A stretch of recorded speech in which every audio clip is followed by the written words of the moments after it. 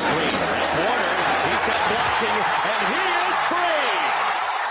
Another explosive touchdown for the Wildcats.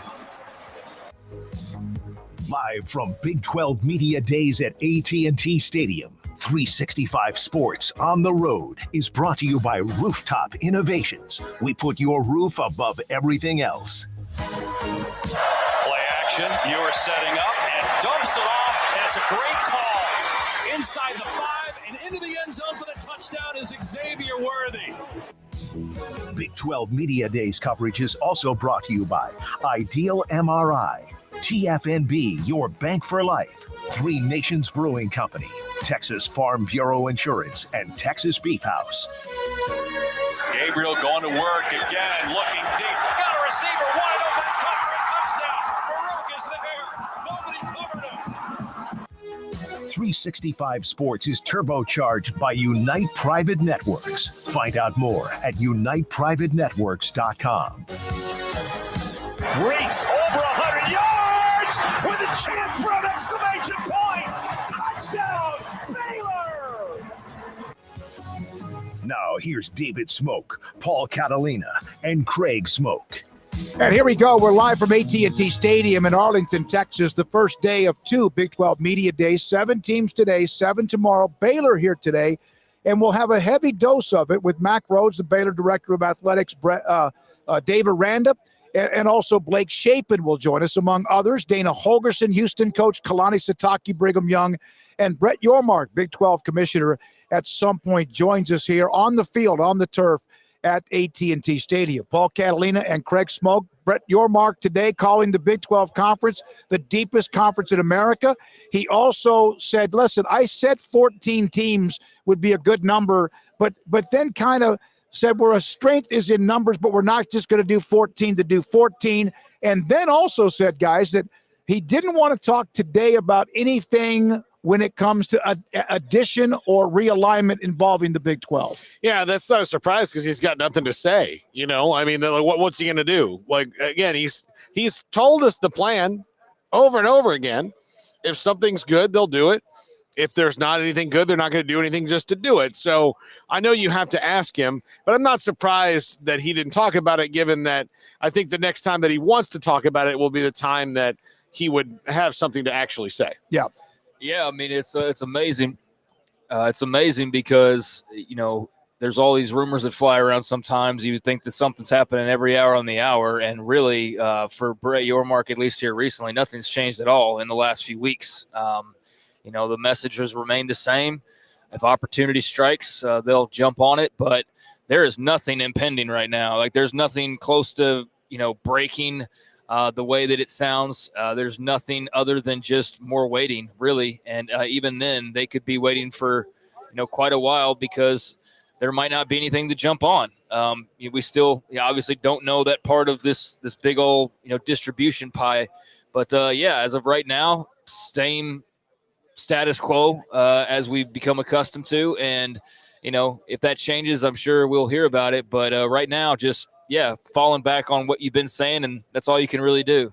Brett Yormark also has discussed the Big 12 and looking at other nights that they might use when it comes to games, because the Big Ten and the SEC have taken up such a big piece of the pie of what the inventory is on Saturday, and that Thursday and Friday are a part, and looking at what they will do in the future as long as they get exposure on the larger networks. Yeah. Look, the speech today was weird because it was, I felt like I was watching Steve Jobs launch the new iPhone, the way he was doing it. And look, that's very much Brett Yormark, but yeah, there's not going to be, any big news today. It was more of a recap than anything else. It wasn't like last year. No. It was not when he was introduced, because not many people had ever heard of him or knew much about him. It was a difference, the transition between Bowlesby and also Brett Yormark, who we will have at some point today here. Bob Berta, media relations for the Big 12, telling me that a little bit later on. So we did have a chance to speak with Dave Aranda. Craig, you put up a couple of the quotes. We'll have that in a moment, coming off the death of his father and what that meant to him. Yeah, I mean, it's I'd rather him kind of say it from his own point of view, but yeah, it's like it's a sad deal. It's bad timing situation. I don't know when there ever is good timing, but he'll get into it and explain kind of his side of things. But it was interesting to hear that he's going through something and trying to deal with it as the best he can right now. But obviously he's got a role as head coach, and so him being here, I don't think anybody would have blamed him if he wasn't. But he showed up and he's making the rounds and seems to be holding himself together pretty well. And as philosophical as ever. Yes, he quoted T.S. Eliot. I'm not going to tell you the quote because I can't completely remember it, but this is a guy who his literary prowess spans from the Berenstain Bears to T.S. Eliot, which is about, I think that's pretty much beginners to expert level. Yeah, he's just, and again, we'll have that in just a moment. We also spoke today with two local high school football players. Jared Wiley, tight end at TCU, spent time at Texas. He was a quarterback when we covered him when he was at Temple High School. And Corey Black, cornerback at Oklahoma State, he will join us at some point today. We had a chance to visit with him. And Oklahoma State had a little bit of like, whoa. So the flight that was supposed to pick them up and bring them to Dallas for Big 12 Media Days, the charter flight never made it to Stillwater. There's some equipment issues, so they never took off. They never got to Stillwater, so they had to get in maybe a van or a couple of SUVs and drive down here. And we see Oklahoma State players who are now here at AT&T Stadium. Mike Gundy was here about 2 hours ago. He doesn't need a media relations guy to help him out. He was doing interviews, including with Robert Allen right behind us, who we have known for quite some time. The chat room is going. We appreciate your time, and over the next couple of days, we'll try to give you wall-to-wall coverage from here at Big 12 Media Days and the uniqueness of a 14-team conference for at least 1 year. If you wonder why we're not maybe in the chat room as much, it's crazy busy here. Also, the Wi-Fi at AT&T Stadium is slow. I repeat that, the Wi-Fi at the Wi-Fi company stadium. And a place that has 100,000 or 90,000 people show up on occasion, too. Yeah, it's a little slow today. Yeah. So here we are. I'm going to Kim, Paxton, Clint, Scotty, BU, U.S. Mail, K-Do, Laura, Barry, Tumasta, Wet Blanket, Cyclone Steve, Wet Blanket. We did get one of your guys at Corey Blank. Also, BU, Patrick, Jesus, Scott, many of you, Earl, Jackson, Sandra, and so much more already in the chat room. We appreciate your time today. When we come back, you'll hear from him, as Craig mentioned, what he has to say. Dave Aranda losing his father this week, being here today in Arlington, and then eventually going back to California to be at the celebration of his father who did pass away. This is 365 Sports. How about what's happening with Alan Samuels, Dodge Chrysler Jeep Ram Fiat, Loop 340 and east of 84 in Waco. Make this the summer that you go big. Save big on Ram trucks during the Make This the Summer sales event at Alan Samuels in Waco. Choose a new 2023 Ram 1500 Lone Star Crew Cab and get 10% below MSRP or 2.9% financing for 72 months. How about the 2023 Ram 1500 Laramie Crew Cab, $5,000 off MSRP or better yet, 2.9% financing for 72 months. It's your choice only at Alan Samuels in Waco. Make this the summer of adventures during this Make This the Summer sales event and save big on the 2023 Jeep Grand Cherokee Laredo with $3,500 and 2.9% financing for 72 months. That's right, $3,500 and 2.9% financing. Alan Samuels in Waco is your place to shop for your next vehicle. Dodge, Chrysler, Jeep, Ram, Fiat. Alan Samuels, Loop 340 east of 84 in Waco. Pizza, burgers, and Bears football. There's no place around Waco that serves them all other than Bubba's 33. Come show your green and gold and enjoy some of Waco's best food and beverages while watching your favorite team, the Bears. When real Bears fans get hungry, Bubba's 33 is the #1 spot for ice-cold drinks, hand-stretched, stone-baked pizzas, and bacon-infused burgers. Join us for indoor or patio dining. Bubba's 33, Waco's restaurant and proud supporter of Baylor Bears football. Sick 'em, Bears. One size fits all. That may be all right for an adjustable belt or cheap sunglasses, but when it comes to your financials, no one wants a one-size-fits-all strategy. Ben Erlinson, your Edward Jones financial advisor, knows that his most important goals are yours. That's why he takes the time to understand your needs, knowing you. That's how Edward Jones makes sense of investing. Ben Erlinson, 100 North 6th Street in Waco, 254-759-8533. Edward Jones, member SIPC.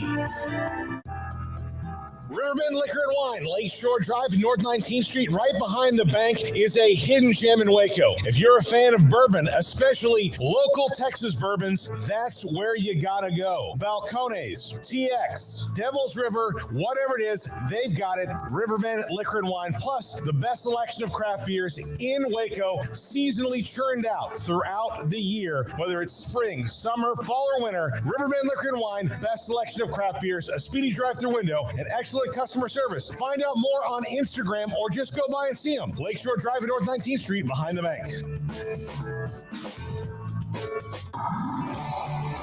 Waco Custom Marketplace is your hometown grocery store with a full-service butcher shop and bakery. Hi, this is David Smoak.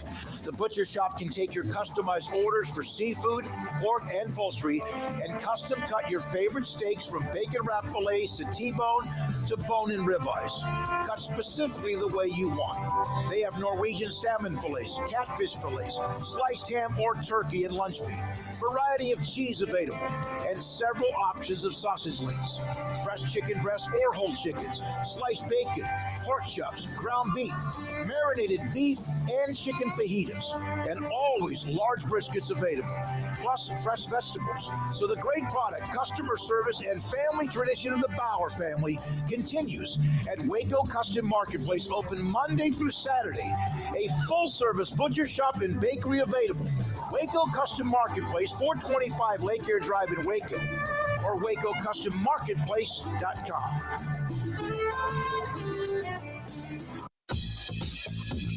Baylor Scott & White Southwest Sports Medicine and Orthopedics, the team physicians for Baylor Athletics, diagnosing and treating all sports-related injuries, including concussions. These specialists also provide orthopedic services for athletes and non-athletes alike, whether it's knee or shoulder pain, a wrist injury, orthopedic spine care, and even an arthritis and total joint clinic. Trust the doctors Baylor Athletics trust. Baylor Scott & White Southwest Sports Medicine and Orthopedics wants to get you back in the game.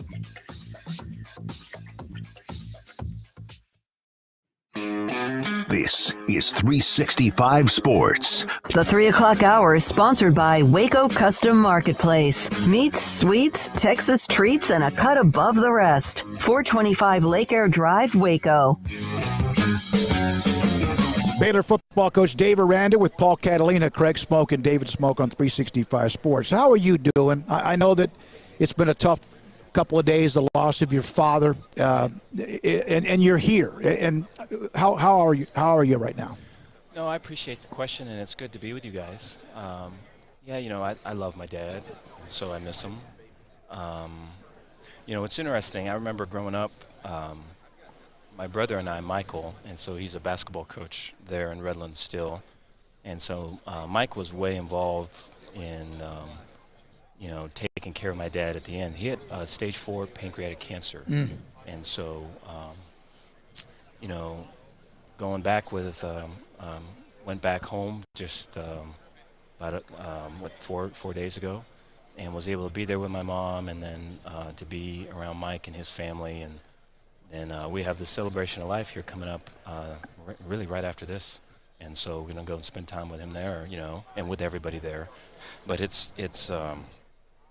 yeah, it's a sad thing, and I think, you know, the emotions that you have, you can't really control.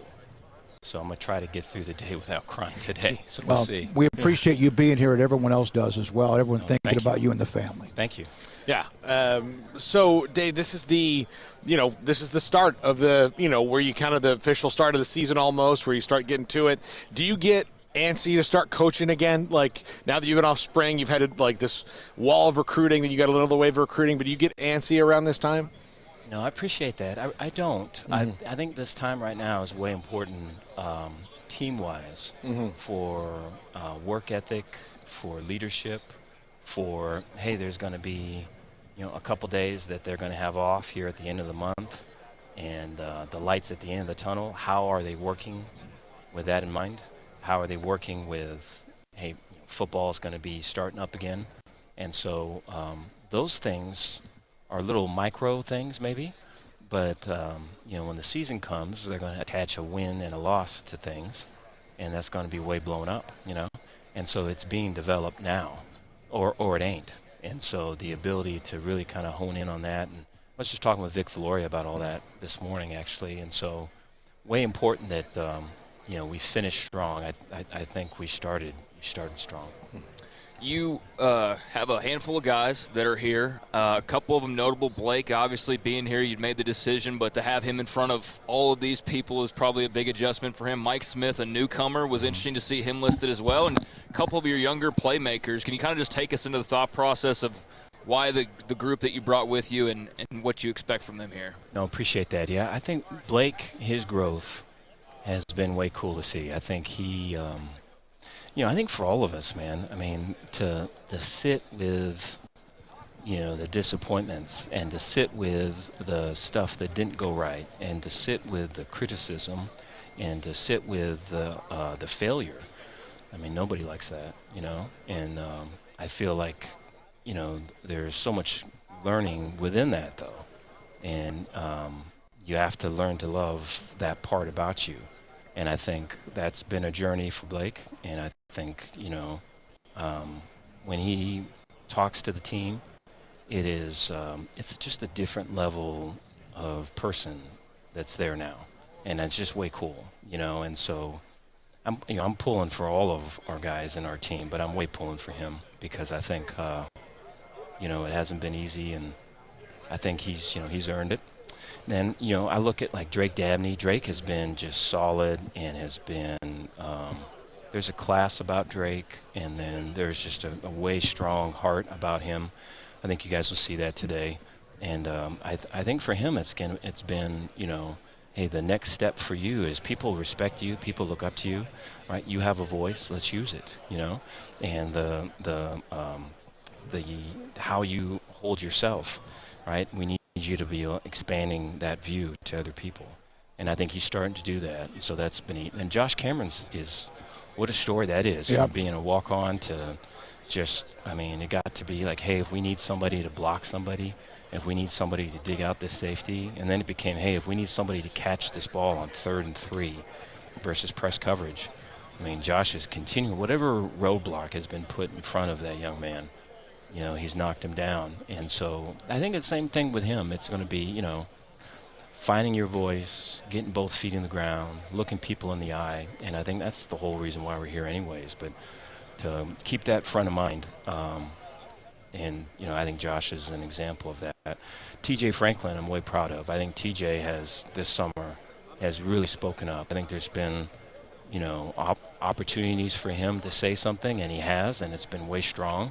And I think, I think it's important to do. And, it's one of those things to where, of the failures from last year, one of the main lessons I learned was that you can't change people and you can't really save them, And so people change when they want to change. And to see the growth with TJ, it's pretty neat. Because it's similar in that high expectations for himself, and to kind of get the view out from him to see others and hold people to that standard, because this is us, man. You're a part of this thing. This is us, and so I think his leadership in that area has been great. And Mike Smith is someone I think you guys are really going to enjoy. I think there's a presence about Mike. There's a physicality that jumps off the screen just when you get up close to him, and I think doesn't say a lot, but when he talks, people listen. And defensively, when there's something that has needed to be said, or something more importantly that needed to be done, Mike was the guy that did it. And so that came on way early. I think our first spring practices, there were some practices where did anyone make a tackle other than Mike Smith?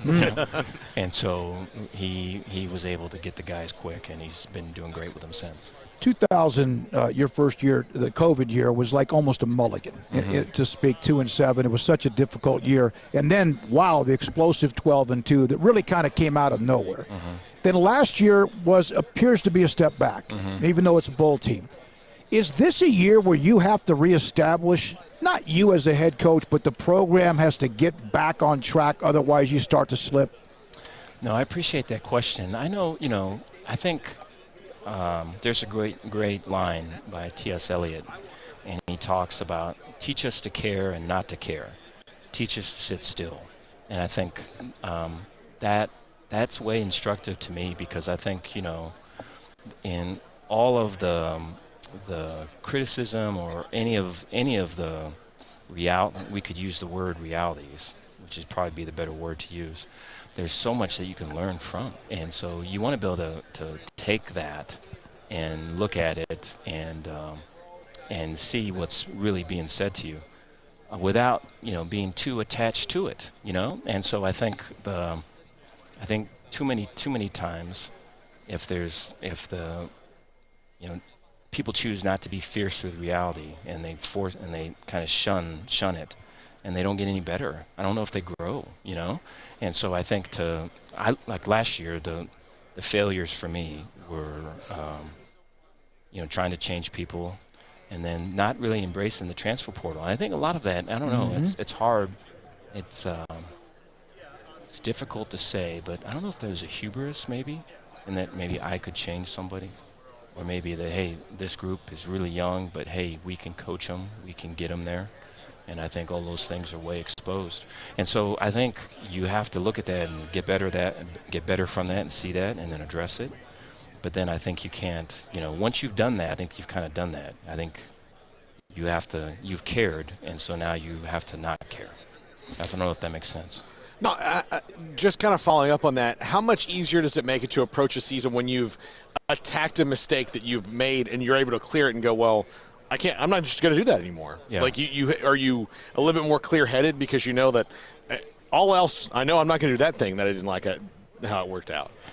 Yeah, well, there's for sure a bunch more potential obstacles to come that'll be different. But I think, when there is a level of introspection, and then just really what I would say would be like really being able to see the truth, man, right? And to not, get caught up in a narrative or get caught up in your head, but to really kind of deal with what's real, And it's crazy because people are much harder. Football is a little bit easier. When I was actually a coach, I would spend so much time with this, with just ball, and there'd be narratives that be built up, but hey, if we just took this guy away, or if we just had this stunt, or if we just attacked this protection, or anytime 18's in the game, it's this, and we can attack it this way, then that was you didn't get caught up by the words or the narratives again. And so I think you try to do the same thing here. It's a little bit harder though to do. Yeah. Dave Aranda, Baylor football coach, with us on 365 Sports. Were you too nice to everybody last year? Was that kind of what you had mentioned about letting some things slip through the crack and players kind of had entitlement? Are you a tougher Dave Aranda or just a more focused on what might be happening, Dave Aranda? Yeah, that's a good question. I think as far as like accountability, like if anything happened, if it was maybe late for a class or miss a class or any of those things, there was always accountability for that. What there really wasn't last year was like the big stick, I guess, at the end. And so I would, after these things, I would sit down and talk with them. And I don't know if the focus was probably too much on actually trying to get down to the root of why this is happening and trying to help the individual, where, if you weren't in charge of a football team and actually trying to win games, then, what you would do then instead is do what's best for the team as opposed to do what's best for the individual.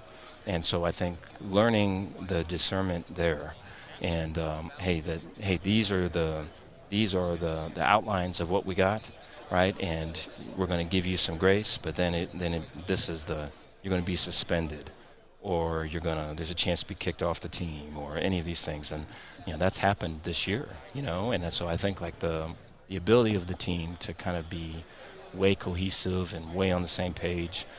From the last couple times I've been here, it's been, team-wise, why are we doing what we're doing? What is all this about? It's been guys walking to the right, and it's been me, hey, turn around, let's go to the left. We should really, it's this way. This is the way to where we want to go, And so what's been cool about this is that whether it's coaches or players, the guys that have come on the team or staff, we have guys that were here 2 years ago that are back, that they're coming because we go to the left, and so that's just such a huge difference. I can't magnify that too much, or enough rather, that people are coming because of the path we're on, and makes all the difference. Last question. I know you got to go, and again, appreciate your time. Do you feel pressure to win this year? I don't. Yeah, I mean, you can't really get caught up in all that. No, I mean, I feel what I feel is like we've got some guys like Blake, for an example, or Mike Smith. I want people to know Mike. I want people to know, Monterey Baldwin, and I want Monterey to feel like he's worth it and good enough to get all the things that are possible out there for him. I feel pressure for that, and I think like to get people to where, hey, all of this, all these lights, all these things, they're for you, right? Now, let's get you to be your best and get all this crap out the way so that this can come to you. And so I think there's a pressure that comes with that. I think if you get into the winning and the losing, or the winning rather, then that can get in the way of those people. Yeah. Dave, again, our thoughts and prayers with you and the family, with your father's passing. We appreciate your time, and good luck with it. Appreciate Thank you. it. Thank you, guys. Baylor football coach Dave Aranda on 365 Sports.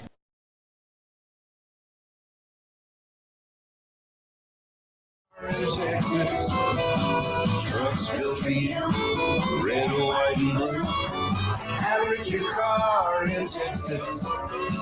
Cars that zoom with lots of room. Average your car in Texas. Count on us, dealer to trust. Average your car in Waco, Texas.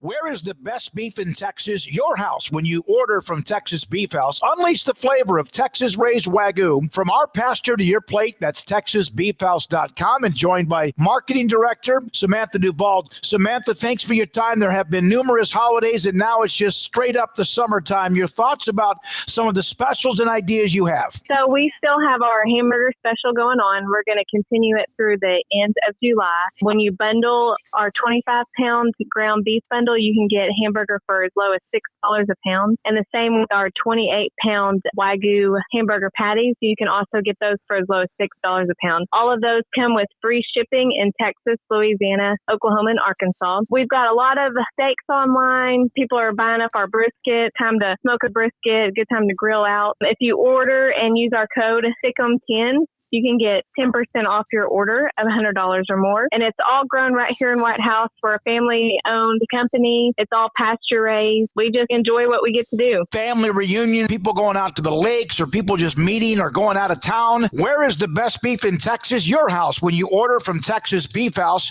Unleash the flavor of Texas-raised Wagyu. From our pasture to your plate at TexasBeefHouse.com. In the market for a quality metal building? Since 1943, Pioneer Steel and Pipe has helped Central Texas residential and commercial customers with metal building design, panel options, building components, and trim options. Pioneer Steel and Pipe's residential line is energy efficient, offers low maintenance, reduces insurance payments, is impact resistant, and carries up to a 45-year limited warranty. In addition, they can also help you find a metal building contractor for your project. Pioneer Steel and Pipe with locations in Waco and Bryan and at pioneeredboys.com. TFNB Your Bank for Life is the official local bank of Baylor Athletics. Find out why more Central Texans are making TFNB their bank for life. Sign up for our Edge checking and savings accounts to earn interest or cash back. With 5 convenient locations and an award-winning mobile app, banking has never been easier. TFNB Your Bank for Life. Member FDIC. Waco Regional Tennis and Fitness on Lakeshore Drive is premier, elite, life-changing experience where you can change your mind, body, and soul. Waco Regional Tennis and Fitness offers over 40 group exercise classes each week, including boot camp, indoor cycling, and more. If you haven't been there in quite some time, you're missing out on the improvements for our members. New flooring in the weight room and locker room, new paint and mirrors added in the weight room and group exercise room, with more new machines arriving over the next few months. New free weights, weight machines, TRX, rowing machines, stationary bikes, new treadmills, new elliptical machines on spacious weight room floor. Personal training with Christy London, Randall Corley, and Alex Botch, where you will be encouraged and motivated to grow. There's sauna, whirlpool, tanning bed, and kids club. The amenities are great. 16 tennis courts plus an 1,100-seat stadium court, 8 pickleball courts, youth and adult tennis and pickleball lessons. Visit our website, wacotennis.com, or visit Waco Regional Tennis and Fitness on Lakeshore Drive in Waco.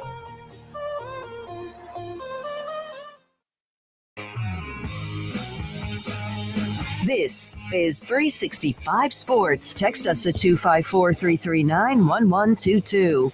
The text line is sponsored by Riverbend Liquor and Wine, with the most extensive variety of craft beer in Waco. A hidden gem on Lakeshore Drive and 19th Street. Coming up at about 4 o'clock, Dana Holgerson, Big 12 Commissioner Brett Yormark will join us, Mac Rhodes, Baylor Director of Athletics, all within most likely the next hour, and BYU's Kalani Sitake, much more. And we're expecting a Baylor player live. They just wrapped up another part of what their schedule's like. They have them 15 minutes here, 30 minutes here, 15 minutes here. And we should have either Blake Shapen or TJ Franklin here, hoping to get Blake Shapen here, Baylor quarterback. A lot of questions for him. Paul Catalina and Craig Smoak. So sometimes we just take advantage or for granted of where we are. We're inside AT&T Stadium. We're on the floor where they play, right near the end zone, in fact, where it has Cowboys in blue and also silver. And then there's a big area that has a bunch of the writers and online content with a stage. And right now, of course, coaches that are up on the stage. Steve Sarkisian is right now speaking to the media, and eventually we'll ask questions to him too. Yeah, this is the last day he's got to put up with the Big 12 media days. That's it for him. You don't have to worry about it anymore after about 5 o'clock when he's done with the breakout he hopes sessions. Maybe the first week in December he might, in fact, have something to do too, because that means he's in the championship game. Yeah. And there's a little bit of media with that. So we'll see. And then also, but that would be something where there'd be a little bit of media prior to if they're in that game. Otherwise, they're right here with us. Again, Baylor is here among 7 schools, and TJ Franklin, former Temple High School star, Baylor defensive lineman, joins us on 365 Sports.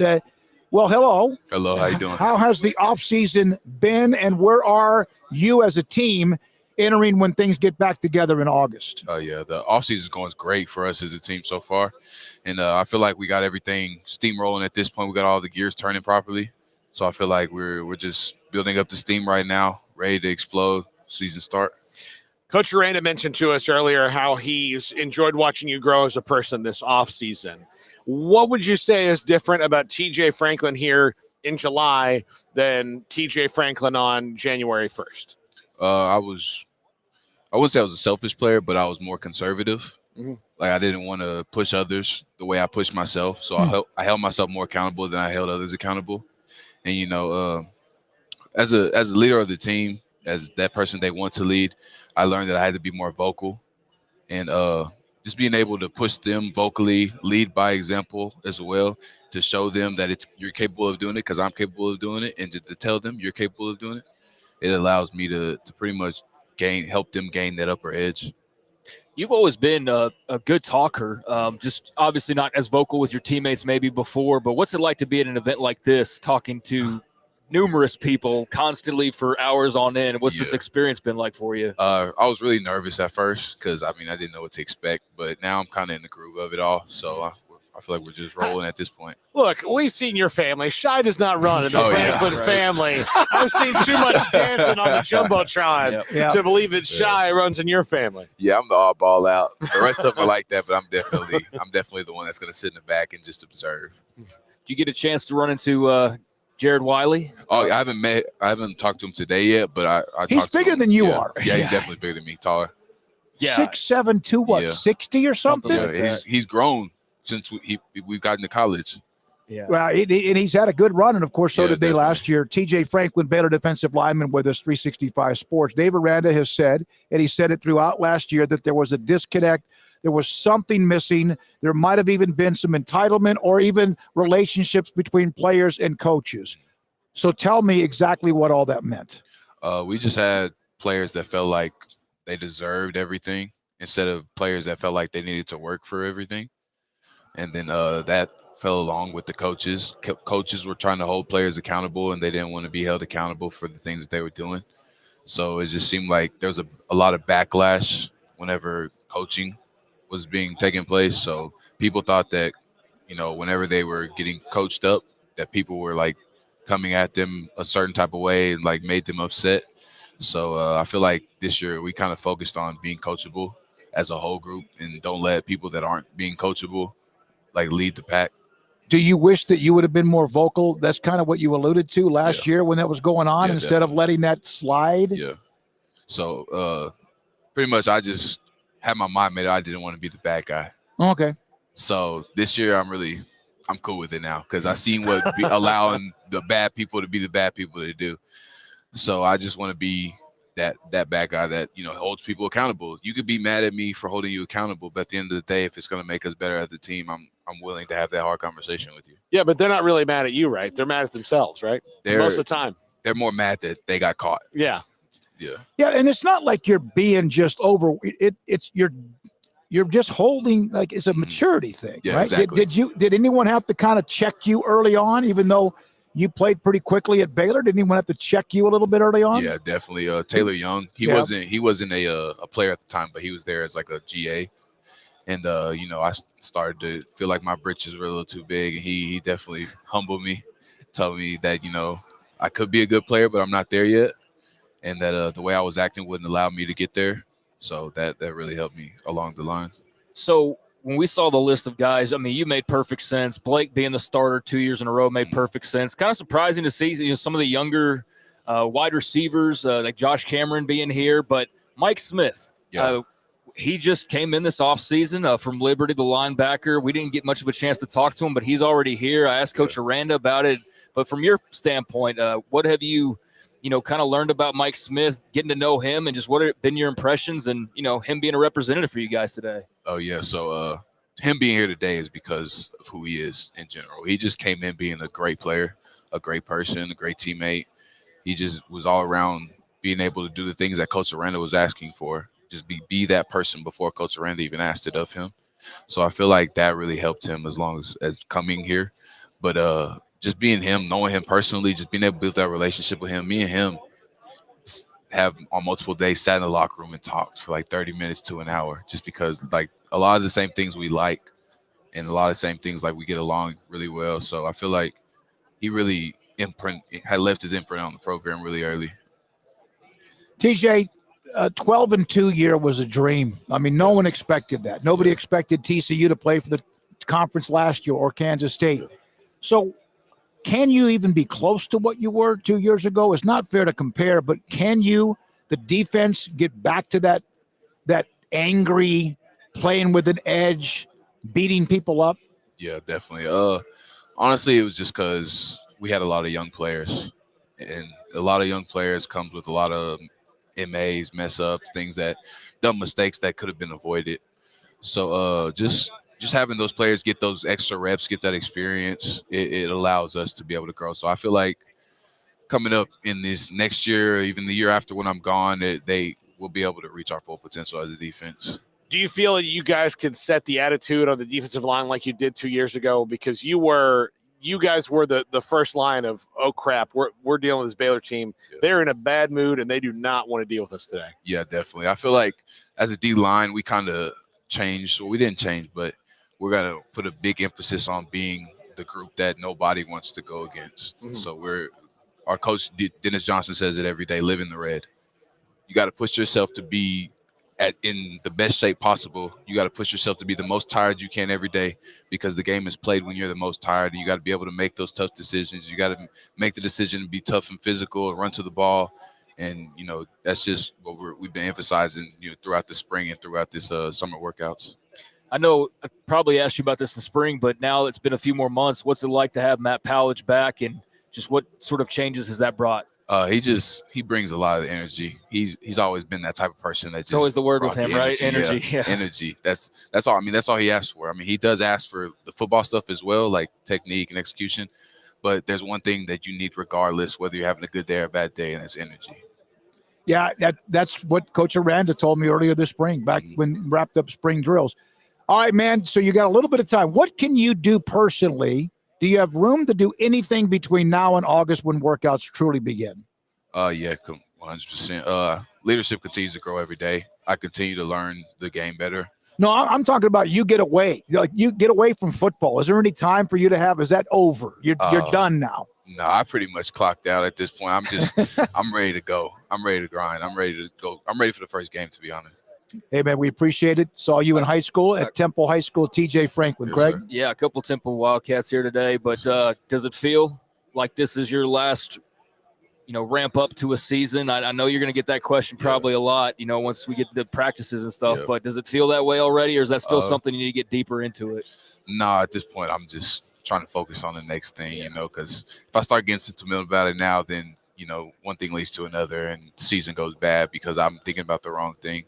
So I just want to focus on one day at a time. And then whenever that time comes where I have to hang it up, then I have to hang it up. Good call. And that's us media. See, we're sitting here trying to create problems, get you distracted and all that. No, I mean, that's the right mindset to have. But yeah, I wonder about that because you've been around for a long time now. And it's kind of crazy to think that, all right, here's this last run, but it's gonna be cool. Well, then I want to about your body because Siaka Ika took up a lot of space and was a veteran. You have Betts, the young freshman that comes in among some others. That defensive tackle position, do you feel good? There's enough meat there to survive the attrition of the season? Definitely. We have Cooper Lance filling in for him. Yeah. And he had a phenomenal spring. He just popped up out of nowhere at nose. So as long as he continues to get stronger and continues to put on a little extra weight, then he'll be almost as good as Apu was. Yeah, there you go. Thank you, man. Good to see you. TJ Franklin played at Temple High School, now part of Baylor, with us on 365 Sports. Amen. Thank you. Thank you so much, buddy. Appreciate it. The future's bright. The time is now. College is what you make it. It's a late night pizza run and all-nighters coding a new project. It's having big dreams and making them a reality. It's a professor who knows your name and your story. It's preparation for your future, your calling, your life. And at Baylor, it's even more.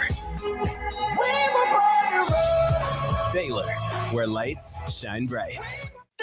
Don's Humidor, your home with a 48-foot walk-in humidor with the elite cigar brands from around the world, including the #1 cigar of the year, Aging Room Cuatro Nicaragua. Plus, they have the great brands like Macanudo and Artur Fuente, Rocky Patel, Aston, and so much more. CBD, great for sore muscles, aches and pains, sleep, Vita Dreams, and anxiety, mild depression, general health and wellness. Their staff very knowledgeable on the subject. If anyone is curious about CBD, ask Carol and Ashley. Don's Humidor in the Townwood Shopping Center off Valley Mills in Waco.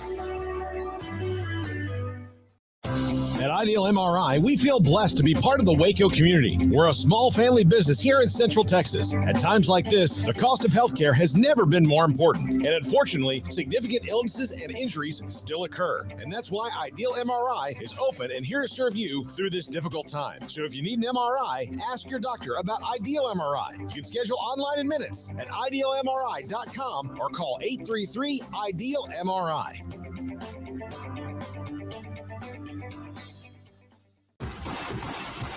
Penny Clinic Men's Healthcare in Woodway is now proud to offer you men an exceptional weight management body sculpting product called semaglutide, also known as Ozempic or Wegovy. Semaglutide is an FDA-approved weight management medication.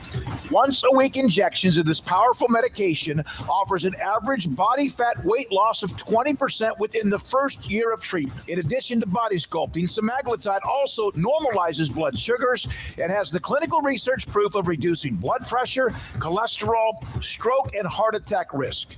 If you're like most men and you have stubborn fat that will just not respond to typical diets and exercise, then help is finally here. Semaglutide, affordable, highly effective. Google search Penny Clinic Waco and reach out to the Penny Clinic team today for a free consultation with Dr. Penny to see if semaglutide is right for you. Go to pennycliniclowt.com.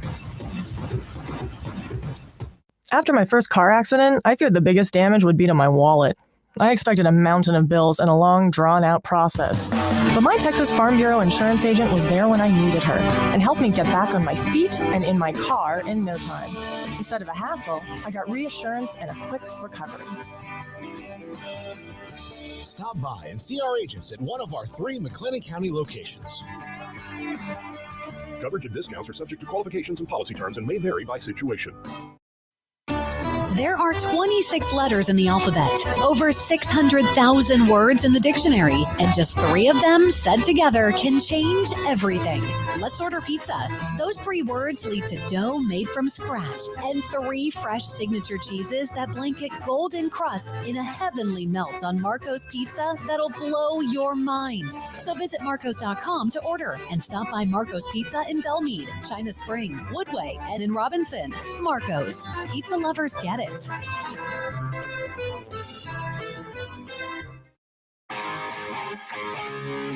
the 12, fake to Bowser, throw into the end zone, touchdown UCF. That is Javon Baker, the junior from Atlanta, the transfer from Alabama with his first touchdown catch as a UCF Knight. Live from Big 12 Media Days at AT&T Stadium, 365 Sports on the Road is brought to you by Rooftop Innovations. We put your roof above everything else. Here comes the tempo. Why not finish the drive? Curry yes. Touchdown BYU. Big 12 Media Days coverage is also brought to you by Ideal MRI, TFNB, your bank for life, 3 Nations Brewing Company, Texas Farm Bureau Insurance, and Texas Beef House. 2-score game, 8 minutes to go. Chase Rogers. Getting on the convoy, Mexico. There goes Rogers into Memphis territory. Is this the big play the Cougars have needed? The answer is yes. There are no flags on the field. Touchdown, Houston. 365 Sports is turbocharged by Unite Private Networks. Find out more at uniteprivatenetworks.com. Is put on the ground, and the Bearcats get another gift. The 20. And here it is. A handoff to R.J. Harvey. They don't make it clean.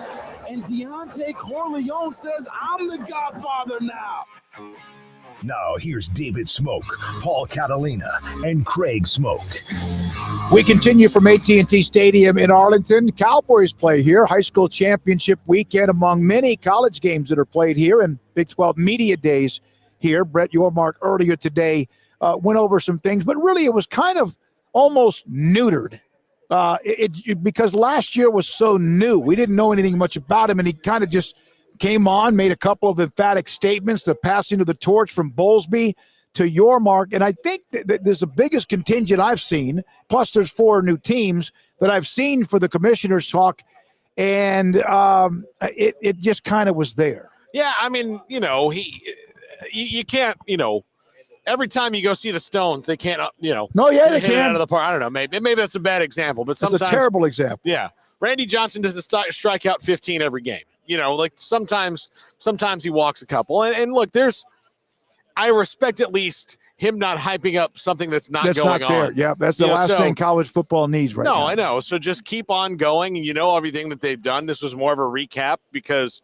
last year when he got here, there's nothing to recap, other than the job interview. That was it. That's the only thing. And then to look ahead to what his vision was, everybody wants realignment to happen, yesterday, but that's not the case. That's not what's going on. And so everybody wants to hear those things, but it was what it was. I mean, and he'll be better off when we, all get to talk to him one-on-one and get more in depth on things. Yeah, I don't know. Maybe he just set a high bar for himself. I didn't think it was like some, big old nothing burger. I mean, there wasn't a lot of breaking news. He's why? He's broken the news 6 times over the last 6 months, whether it was the Mexico game. Well, that was talked about before today. It was, the realignment stuff. That's been talked about ad nauseum. The TV deal, ad nauseum. Name something that he discussed, and it's been discussed. And so, yeah, there was no, magic card to pull out and, shock everybody with some grand announcement. But I feel like if people were setting themselves up for that, which I don't know if they were or not, but that's really their problem. I don't think there was ever really a tease that he was going to show up today and, have some brand new, news item to deliver to the masses. I mean, I guess perhaps up until recently, some people may have thought that, maybe he's going to pop some big realignment, but how would he do that? Because you couldn't just – so he's going to be the one that breaks the news about a TV deal and all that at Big 12. That just wasn't feasible. And they're up first, So Yeah, I mean, it was fine for what it was. It's a commissioner opening press conference at media days. It's really not that big of a deal ever, quite frankly, unless there's some major movement going on. And for the Big 12, that was last year. I think it's actually good news that there's not a whole bunch to discuss that hasn't already been discussed, because it seems like they've sort of settled into a nice, straight line. And there will be, times where that spikes and probably some times when that sputters a little bit, but I think they're in a strong position. He had to come out strong last year.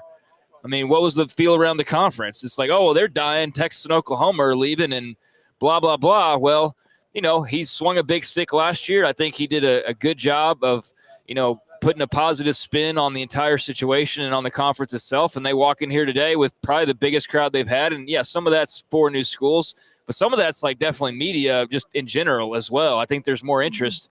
I thought it was, just a typical commissioner's address. Like Bob Bowlesby never said anything that was all that interesting. It's probably a good point. A typical commissioner's address. It was just a commissioner's address. And then another year from now, maybe that's something where there is some big to do. But, it was just the norm. And I think that's probably good for this conference in particular, because it has been so haywire the last couple of years. So the schools that are here today, TCU, Houston, Kansas, Baylor, also Oklahoma State, Texas, and Brigham Young, and then the rest of the conference tomorrow.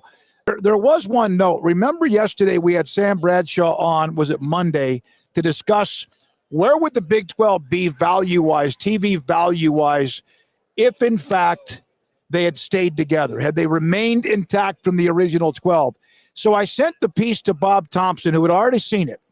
And Bob Thompson's response to Sam's segment with us and his article, which is in the premium section, I was going to send this out. He is right.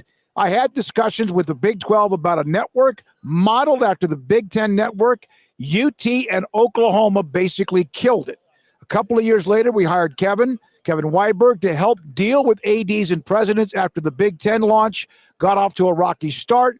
Going to have to wade through the rest of the numbers later today. I'll get back with you. Enjoy Dallas. Yeah. It's not breaking news about Texas and Oklahoma being the ones that obviously killed the deal, but they were there with that. So, it's cool that he appreciates Sam's work, but yeah, I think that it was pretty common knowledge that Texas and OU were the preventative measures from there being a network, or they were the preventative measures, but they were the ones that prevented their being a network. And so, yeah, I think it's just good to have somebody who was obviously in those conversations and in that room at various times, detailing those things and trying to work through those things he confirmed what Sam had to say, basically. And so, yeah, it's always good when Bob chimes in, and Sam deserves some credit for a lot of fun work. And it was just, an interesting exercise to kind of see what that would have looked like. And also thanks to Jim Williams, former media exec. He's the one that early this morning I got a text from him that said, hey, when you guys going on live, he was trying to help promote it. He's become kind of our part of our promotions director and also research department. Send us a lot of information. Jim, thank you for doing that with us also earlier today. There was the one note, and this is of interest. When I brought this up earlier in the show, but Texas high school football, of course, is big. It doesn't mean it's not big in Florida or Ohio or elsewhere. It is. But playing games and television broadcast on Thursday and Friday, there have been a handful of games over the year. Baylor's played Thursday night games, had the blackout against Oklahoma, and they also played at West Virginia, I guess, what was it, last year or whatever it was, on Thanksgiving Day. But getting to that Thursday and Friday, getting games on Thursday and Friday, they will look at that even more so going forward. No matter what, there'll be a little blowback from the Texas High School Coaches Association, but the Big 12 has how many teams out of Texas compared to the rest of the conference? So that's what's best for the conference. They have to look at that. I'm not a big fan of Thursday or Friday night games, and I surely don't want to go back. TCU and the Mountain West or whoever it was back in the day, they had to go play on Tuesdays and Wednesdays to be seen, and it worked because some of them got exposure. So Thursday, Friday games in the future is something that was a part of when everything was mentioned back in the fall, but that will be interesting to see how they go about doing that. Baylor played on both those days, I think, last year. So it's not like, Big 12 teams haven't done that ever. Friday against Texas? Is that right? Was it Friday against Texas? Well, yeah, that was Friday. West Virginia was Thursday. They played on Thursday previously a few years prior to that. So it's not like that's a foreign concept for Big 12 schools. I don't know, though, how often we've seen like OU play on a Thursday, but that won't be their issue any longer.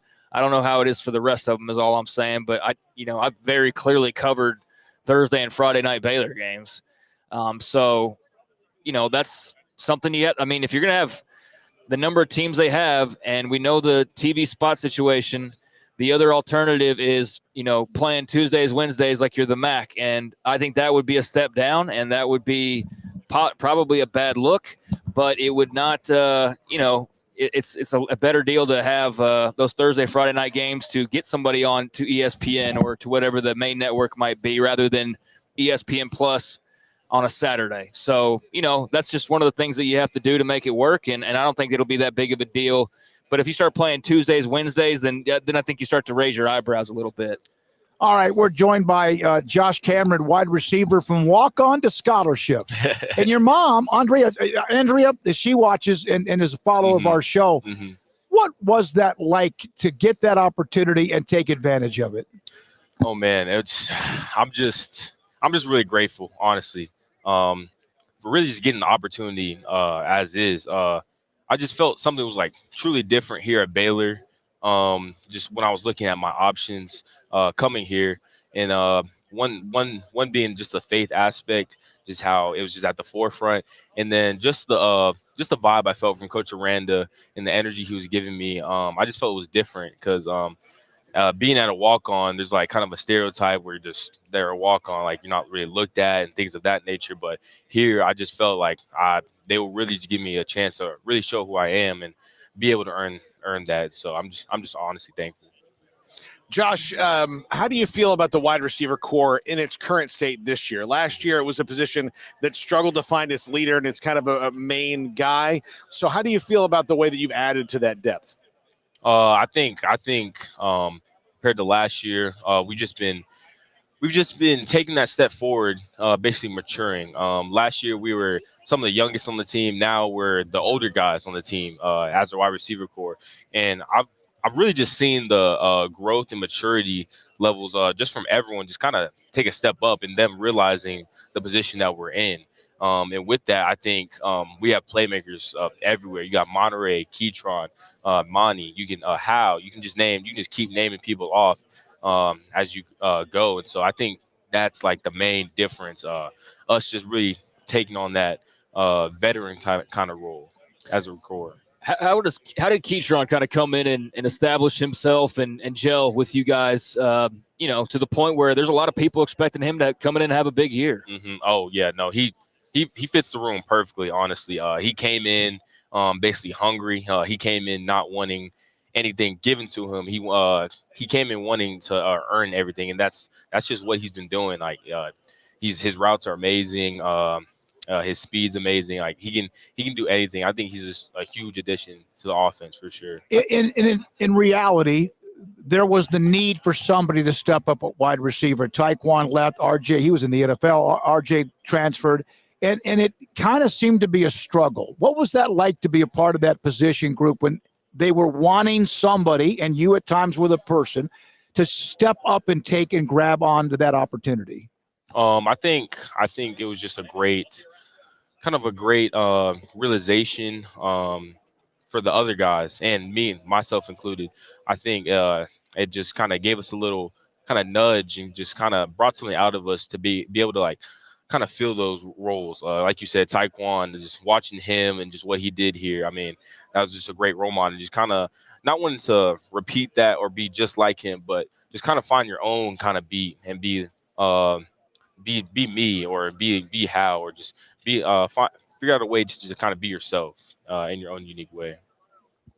What's it like to be here? I think it's a pretty cool honor that you were selected to be one of the representatives here. So what were your thoughts when you were told about it, and you feel comfortable being here, kind of mingling throughout the room? What have you thought so far? Oh man, it's awesome just being here at Cowboy Stadium. I'm just super excited, and like you said, it's a true honor, honestly, being able to represent me and then Baylor, of course, and then just kind of having that respect and for my teammates and coaches. I mean, there's just no greater feeling, and like you said, I'm just truly honored to be here for sure. All right, your mom just jumped into our chat room.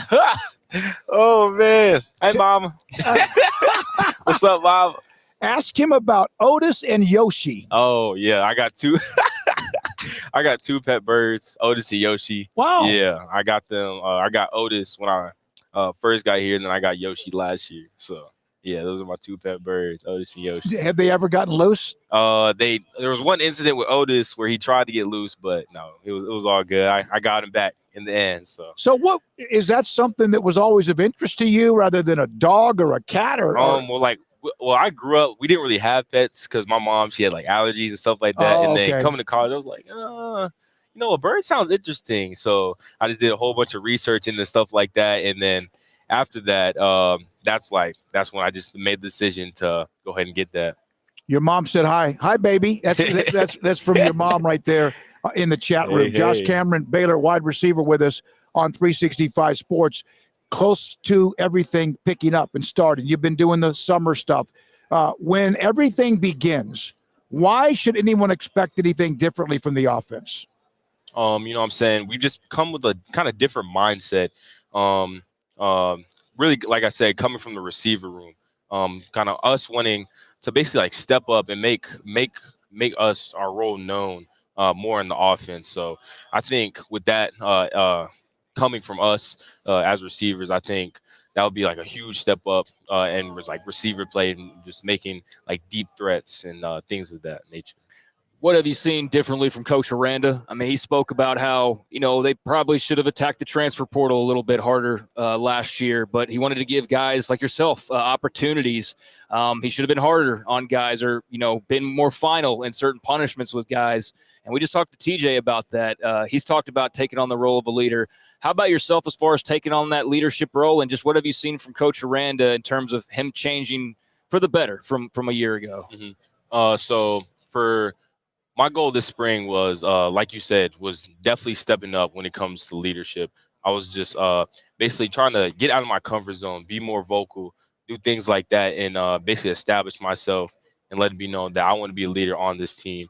And as for Coach Aranda, you know what I'm saying, this offseason, he's still at the forefront. Person over player is still the main thing that we see from his philosophy, but he's added on to that with no struggle, no swag, teamwork makes the dream work, and then step up or step aside. Those being the main like three sayings moving on into this season. And I wouldn't say there's like a huge change with Coach Aranda. He's still the same old, like here. He's not really like a wave. It's the same constant Coach Aranda that you'll see. And I think going into the season with those three models, I think we can definitely make something happen. It is great to have you on with us. We appreciate your time, the story from where you were as a walk-on to where you are now as a part of that group, the receiving core that obviously Blake Shapen will rely on along with the tight ends, and you got to have the protection too. Thanks for your time. Glad to see you here. Yes, great sir. Yes, smile, sir. tremendous personality, Thank and good you. luck. Thanks, For Josh. sure. Josh Cameron, Baylor wide receiver with us on 365 Sports. Thanks, man. Great stuff. It takes time to reach goals. It's a truth that applies to more than sports. It goes for your financial goals as well. You work hard for your money, and you deserve an investment strategy that lines up with your game plan. And Chuck Verno, your Edward Jones financial advisor, can help. If financial investments aren't putting forth the effort you desire, stop by today for a financial review. Chuck Verno, 720 North 64th Street in Waco, 254-732-1161. Edward Jones, member SIPC. Let Camille Johnson Realtors guide you seamlessly through the process of buying your dream home or selling your current one. Commercial, farm and ranch, or residential, Camille Johnson Realtors can smoothly and successfully lead you through any transaction. With a team of 28 experienced agents who are excited about serving you, Camille Johnson Realtors services the entire greater Waco area. If you're in the market to buy or sell, contact Camille Johnson Realtors, 104 Midway Center in Woodway, or find them online at www.camillejohnson.com. Camille Johnson Realtors, elegant, charming, warm, welcome home.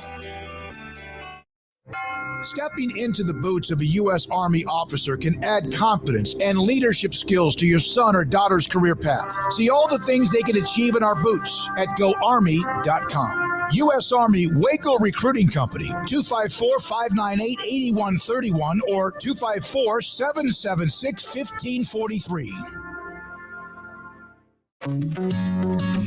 Established in 2007 and independently owned, Alliance Bank Central Texas is committed to helping families and businesses meet their financial goals. From their tellers to their board of directors, they know the importance of superior service and competitive products. Customers have confidence knowing that their financial needs are in good hands. It's your bank, Alliance Bank Central Texas, with 2 Waco locations, 4721 Bosque Boulevard and 191 Archway Drive on Highway 84, and at AllianceBankTexas.com. Member FDIC and equal housing lender. Do you or your kids get nervous about going to the dentist? Stonewood Dental, Dr. Steve Childress, he can help. I've spent a career taking care of patients who as children had bad experiences, and now they're adults that hate going to the dentist. If I get a kid at 3 years old and they come every 6 months and it's a happy experience, it's normal for them. Now they have an accident at 6 or 7 or 8 at school. Now they have a broken tooth or a trauma, and they have to come here. They're used to lights, they're used to water in their mouth, they're used to experience, they already trust us. It's amazing what we can do with that kid without it being a negative thing. But if I see a 6 or 7 or 8 year old that's never been to the dentist, and now they have a trauma or an unfortunate unexpected toothache, it's harder to do that for that kid and it not be somewhat of a negative experience. So bottom line is I try to teach kids and adults and teenagers, everybody, the way I'd want my family treated, which is where it's a necessary part of life. You just take care of it. It doesn't have to be that big a deal. Learn more, stonewood-dental.com. Shorty's Pizza Shack at 12th and Bagby is a homegrown, locally owned pizza place that's out of this world. Everything from the dough, the sauce, the sausage topping is made fresh in-house. Not to mention the amazing pizza pillows, the chicken wings are to die for. Try the Sikkim sauce, chili cheese fries or tots, plus great specials on food and drink every single day. Shorty's is also the perfect spot to watch the game with your friends. Shorty's Pizza Shack at 12th and Bagby. Tell them Paul sent you by.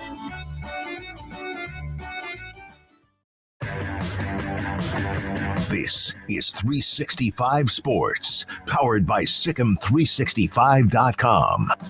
Enjoying the show? Hit the like button and subscribe. We're live at Big 12 Media Days in Arlington, AT&T Stadium, and Houston football coach Dana Holgerson, Paul Catalina, Craig Smoak, and I'm David Smoak. You're here. I mean, this is official back on July 1st, but here you are. And what has been the excitement the last few days, and really the last year and a half? Yeah, I'm tired of celebrating, honestly. I mean, we've been preparing for this for a couple years, all right? So it's been, I don't remember when the official announcement was, 18, 20 months ago or whatever it was. So it's been a long process of preparing for this moment, And so I think today kind of puts it in perspective for me a little bit, being back here, in the Big 12 with the media days, which is just on a different level, different scale from what I've been doing for the last 4 years. So, I know the celebration was on July 1st. I celebrated in Cabo with my family, and so I didn't take part in it. I got to take vacation this time of the year. How could you go to Cabo when you could have been like there on the Houston campus? Yeah, I've been semi-celebrating and talking about it for 18 months. Yeah. I mean, the official drop the ball, so to speak, thing. I just really wasn't interested in skipping a vacation to do it. They wanted me. We did a midnight toast that they wanted me to be a part of, and after a long day of golfing and eating and drinking in Cabo, I didn't think that'd be a good idea for me. So honestly, though, I was like, Pez, you handle the celebration aspect. I mean, it's great for the University of Houston. We're all thrilled and excited about it. I needed a vacation. I'm refreshed and ready for media days, and then ready to do my real job, which is coach our football team. That was what I was going to ask you. Is that you're a coach? Like all this stuff is the stuff you have to do as the CEO of a program. Which is now the head coach in college football's job. But how at this time of year do you start getting to the itch to let's get to work and do what what I'm actually paid to do, which is try and win football games? Yeah, I don't have an issue with flipping that switch off for a while. I really don't. I never have. I guess that's why I'm still doing this, for my 33rd year now, is not burning out. So we work hard in June. June 1 to June 25 when recruiting's open, and I'm actually coaching my real team. Because like in spring football, I only had about 56% of my real team. And the rest of them got there in June 1st. So June 1 through June 25, I've never worked harder. Okay, and so June 26, I shut my phone down. I peaced out. I said, leave me alone until I go to media days on the 10th or whatever today is. So I got no problem shutting that thing off. I'll start working my way back into it over the next couple of weeks. Recruiting opens back up here in another 12 days or whatever it is, and we'll do that, do our due diligence with that, finish up some things with our team, give them a couple days off, and then boom, I'll be refreshed, ready to coach August 1st. What would you describe as kind of the themes of this offseason for your football program? What have you guys focused most on, and what has kind of been, I guess, so to speak, kind of the main storyline of the offseason? Well, just transitioning everything in our life to go into this conference. I mean, I've been in this conference for 17 years. I know what it's like. I know how deep it is. It's never been deeper than it is right now. It's never been more competitive than it is right now. So, just changing everything in our world from how we practice to how we recruit to what our support staff looks like to how much fundraising we need to do to trying to figure out NIL, which I think we're all trying to figure that out, to trying to get our team's mindset to where we can compete. Our goal is to compete, right? So I don't care if it's game 1 against UTSA, game 2 Rice, game 3 TCU, which is the big one, which is the first opening Big 12 football game, which everybody wants to talk about. I'm like, no, we're not going to talk about that. We're going to talk about UTSA. They're pretty good. Who's pretty good, yeah. And Rice, who's better, who went to a bowl game last year, who's better, and is for a trophy. So there's a lot of stuff to focus on. This offseason's pretty much just been like, get yourselves ready to compete, and you better be ready to compete every week. In your history with the Big 12, because you've been a part of that, why do you think the conference, or what is maybe underrated about the conference, even though you haven't been a part of it recently? Well, there used to be some layups, back in the day. I know who I'm talking to. Yeah, no, that's okay. Baylor was a layup for a long time. Our 8 years at Texas Tech, Baylor was a layup. Mm-hmm. That changed in about 2009. When Art started getting things going, and that changed where Baylor became the powerhouse that it was for a few years, and most recently, obviously, winning a Big 12 championship. There's no layups. Iowa State was a layup back in the day. Kansas was a layup back in the day. Kansas whipped our tail last year. That's a good football coach and a good football team and a good quarterback. So it's just there's no layups. And so you look at everybody in the league. Everybody's capable of beating anybody on any given day. We should have beat Tech last year and lost in triple overtime. The very next week, Tech had momentum and beat Texas. So, it's a league that's just very deep, very competitive, and you got to be ready to play each and every week. How does that change? And I know that coaches, you don't look at things as a layup because you don't know what's going to happen to your team the week before you get one of those things that, like, thank God we don't have to play so-and-so this week because you never know. But is it a drain on you during the season that you have, like, you've got to make sure that you are mentally sharp because it is a ball of butcher knives every week? Yeah, you don't think of layups until after the season. You look back on your schedule and you say, okay, that was a little bit of a layup, and this was a little bit of a layup. But in the season, you don't look at it that way, And so you got to build your team and your mindset of your coaches and of your football team. That every week is different, and it doesn't matter what happened the previous week. You got to be ready to go the next week, and you got to be able to develop your team from a depth perspective to be able to handle that as well. I think that's the biggest difference in where we're at now with our depth and where we were 2 years ago with our depth. Is 2 years ago we lost a couple of players, you're losing the game. Okay, now, you lose a couple of players, you better be able to plug in a second team guy that can hold his own if you want to be competitive each and every week. And that's probably the biggest difference in Power 5 and Group of 5. You are well-versed at the quarterback position. You're as good as anybody in college football when it comes to dealing with quarterbacks. Donovan Smith comes in from Texas Tech, played quite a bit last year. What have been your impressions, and what was kind of the original idea there of, hey, Donovan would be a great fit for us? Well, we saw him up close and personal, because he was the quarterback when we went to Lubbock, and he threw it to us a couple of times in the second half, which should have cost Tech the game. Okay, and we've we've talked about that a lot. You know, if you look back at his game, he's been productive. He's been, you know, he's played in 21 games. I think that was the biggest thing that we looked at is, look, you better get players in here not only at quarterback, but especially at quarterback that's have that experience. We're coming, you know, we've been so solid at the quarterback position for 4 years with Clayton Toon, who remained relatively healthy and, you know, has been the guy, you know, for the last 4 years, to the point where it's like, okay, he's gone and nobody else has experience on our roster. And so you better bring people in with experience. So we went hard on Donovan and sold him on the fact that he can lead us into the Big 12, you know, and not have to look over his shoulder. You know, at Texas Tech, I mean, that quarterback room was absolutely loaded, you know, and so, you know, he played a lot. He played in 21 games, but, you know, he wasn't guaranteed to be the starter next year, you know, and so just coming here, he's got an opportunity to be the one guy in the room that has been there, done that, and has that experience. Dana, you guys have had talent, a lot of it, NFL talent. Does being a part of the Big 12, have you seen any kind of an uptick in recruiting? Oh, absolutely, it has. You know, just you know, give you a little bit of an idea, there's 5 or 6 guys that will start for us next year who we recruited out of high school who didn't come to Houston because it was simply, I love everything about it other than Group of 5. You know, and so we said, don't get mad at them, just keep recruiting them.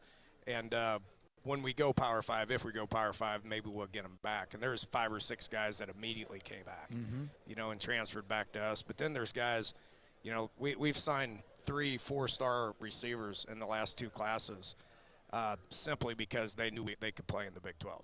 You know, and we'd never signed 4-star receivers at Houston, and we did the last 2 years. So they're, you know, high school guys. We're in the conversation with them a little bit longer, and then guys that we lost now have an opportunity to come back home. How much has it helped you just in your own city to establish? You know, you are the University of Houston, and everybody's going to come in there because, you know, you've got 100 high schools that everybody wants players from. But to establish as the team of Houston, now being in the Big 12, to really make your mark. Yeah, it's a work in progress. You know, it's you know, people are excited about it. Now, 2 things. One, every school coast to coast comes to Houston. All of them. You know, all the top 100 schools. If they don't, they should be fired, right? Yeah, they don't want to get fired, so they're all in Houston. Okay, so it's very competitive, and there's a lot of good places out there. There's a lot of kids that say, you know, I don't want to stay home. I want to go somewhere else. You know, I got 3 of the 4 guys that are here with me today are all Houston kids that wanted to stay home. That was just important to them to stay home. So, you know, we'll get guys because they want to stay home, but we're not getting a lot of guys, you know, because they want to explore other options as well. You know, just as far as, you know, fan base and support and all that, we're gaining. This was a huge step in the right direction by being able to play this schedule. People are excited about it. They're buying tickets. You know, we're going to have more people than we've ever had at these games, which is a good thing. You know, we're going to be able to recruit at the highest level to be able to compete for the top spot in this conference. We're not there yet. I mean, we got a building to build. You know, our facilities are not what the rest of the teams in the Big 12 are. We know that, and our administration is committed to it. So until that thing gets built, which is going to be a couple years from now, it's still a work in progress. I know you said that you're not looking past UTSA, but we can as media, and we look at your schedule, and you got Texas coming to TDECU and a lot of other big games as well.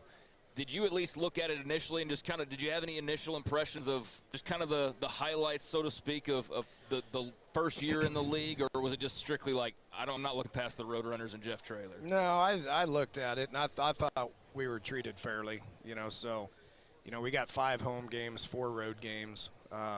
We have 10 games in the state of Texas. We play in Houston 8 times, you know, and then obviously a couple-hour trip up the road at Baylor. We only fly 3. Fly to Lubbock, fly to Manhattan, fly to Orlando. So, I mean, it's a hard, challenging schedule. I do think we were treated fairly. This time when you get to Waco, there's going to be a game, right? Well, we never got there. Our equipment got there. I can't tell you how many times me and Mac Rhodes laugh about that at this point. He wasn't very happy with me, and I wasn't very happy with him. But, He'll be here today. You could see him again. We go way back to yeah. Houston in 2008 and 2009. He has been amazing. He's a remarkable athletic director. Just look at what he did with Houston when he was there, what he did at Missouri, what he's done at Baylor. He's a remarkable AD. Last thing, if you don't, go ahead. No Red Bull in the. I usually got a Monster in here. usually switch. I'm actually sponsored by Red Bull now, so they send me care packages. Sweet. So God, that's incredible. So I usually don't. I do that more afternoon. I try not to drink one before noon. I go espresso or coffee or whatever I can get my hands on. Afternoon, I get me a little Red Bull bump, and then we'll see where the rest of the day takes. Would be remiss to not ask you about Mike Leach and that staff that he had assembled with Tech and his coaching tree, which is amazing. Your thoughts about the impact he had on your life as a coach and as a person? Yeah, he's an all-timer now. I mean, not just for me, but for a lot of other people. His memorial in Starkville was very moving and very eye-opening from a perspective of, I would argue that this man had more influence on what we're seeing in today's game at all three levels, whether it's high school, whether it's college, whether it's the NFL. You had NFL coaches there, you had head coaches there, you had high school coaches there. He impacted everybody and was a remarkable coach. He was one of the few that just never changed. The air raid has evolved, and everybody took it and put their own little spin on it. I got kicked out of the club because we were ground and pound for a few years. Like Lincoln and Cliff and Sonny and, Sonny Cumbie, and the list goes on and on and on about what they've done with the air raid and how they've changed and how it's evolved. But it's all based on Mike Leach and Hal Mummy and what they're a part of. So Mike was the last one standing out, and it's sad. He's getting Tech's going to pay homage to him. Finally. Yeah. Okay, which has been a long time coming. And that, guess who they're playing? They're playing Houston, and so I'll be on the other side. Oh, great! The emotions won't be very high that night. Well, they clearly did it on purpose because they know I'm going to be emotional, and I will be emotional. Yeah. But with Leach, that's cool. Kingsbury going in the ring honor there, that's it's very well deserved. Well, at least they should not, like Patrick Mahomes has already been introduced, and they did that, I think, the night they played Baylor. So that could have been like yet another emotional part of it. Yeah, we beat Mahomes more than he beat us. Yeah, in college, you're right.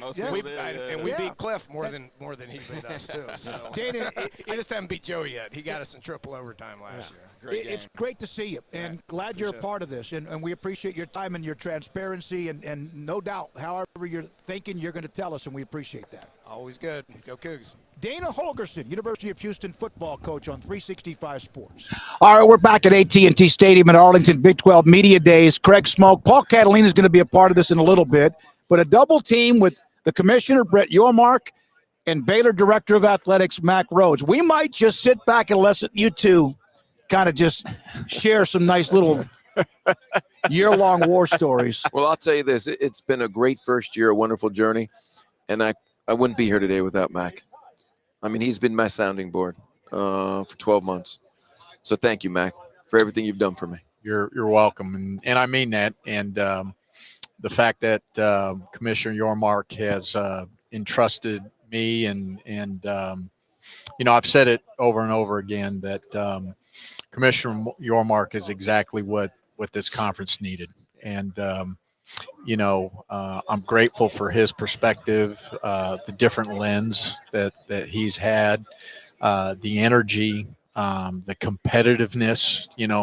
Nobody wants to win more than the commissioner. I think in a very, very short time, his compassion for this conference and his connection to the original 8, the way he's handled Oklahoma and Texas, extremely professional, and from the very onset, he talked about a win-win, and really focused on that, and caring about everybody involved, and then the way he's onboarded, and he's been inclusive of the 4 new members. So he's done an unbelievable job, and I'm blessed to be a small part of it. Mac Rhodes, Brett Yormark, Craig Smoak, David Smoak with us on 365 Sports. It's like today for you, like last year, not a lot of people really knew you unless they had been around you before with your other business dealings. And today, did you get the feeling like that a lot of people here, huge event, lots of media, they were wanting you to like say something, some meat, like breaking news. They wanted me to talk about expansion. That's what they wanted me to talk about. But I made a decision in advance of today to just kind of do what I did coming out of spring meetings at the Greenbrier. We have a plan. If we can execute it, great. But if not, the makeup of this conference right now is incredible with the continuing 8 and the 4 new members. But for me, today was really about memorializing where we've been over the last 12 months and really set the tone for where we're going in the future. And as I said earlier, I don't think there's been a better time for the Big 12 than right now. And we're just getting started. Mac, from your standpoint, welcoming in these 4 new schools, you've been a part of the process, as the commissioner mentioned. To see them, they're here, they're getting interviewed, they're a part of the same mix of people as Baylor and TCU and Texas and Oklahoma. Is it surreal? Is it just normal, or does it just feel kind of good to have that ball rolling now, and it's no longer, hey, these are dates and these are when you're going to be official, and they're here and they're a part of media days? Yeah, I think that just in the normal course of life, it feels like they belong and like they've been members. If I pause to really think about it, wow, we've come a long way, and feel really good about the 4, and certainly the commissioner talked about those 4 truly adding value, and I think they add great value to our conference. And whatever happens in terms of the future and membership, if there's opportunity to add, it will be very, very similar when we think about the 4 that just joined here on July 1, that whoever that may be will be an institution or institutions that bring great value as well. But really good to see the 4, and we've got relationships with all 4 of those athletic directors, and again, I think they're gonna ramp up really, really quickly, and help make this conference probably the deepest conference when we think about football, and amongst all of the Power 5s. And then I don't think they subtract at all from our basketball. I think they keep it the same or enhance. Yeah, Kelvin Sampson will obviously, who and hired at Houston, will agree with that. Is there anything you haven't done your first year that you wish you could have done? I think my first year has exceeded my expectations. I think everyone would agree with that. I learned a lot. I have a lot still to learn. I'm leaning on Mac and his colleagues, every day. But I think we are very active. And, someone said to me recently, one of our ADs, that we've been applying heat every couple of weeks, just applying heat, this continuing stream. And I like that description. We've been active. We've enhanced our narrative. And we're not apologizing for it at all. We deserve to be here.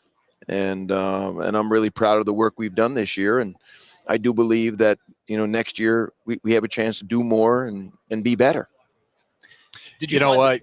Go ahead. I'm a little disappointed. I thought he was going to say, take me out to dinner. So, I mean, come on. Not once. Well, his schedule is a little busy, and so is mine. So there hasn't been opportunity.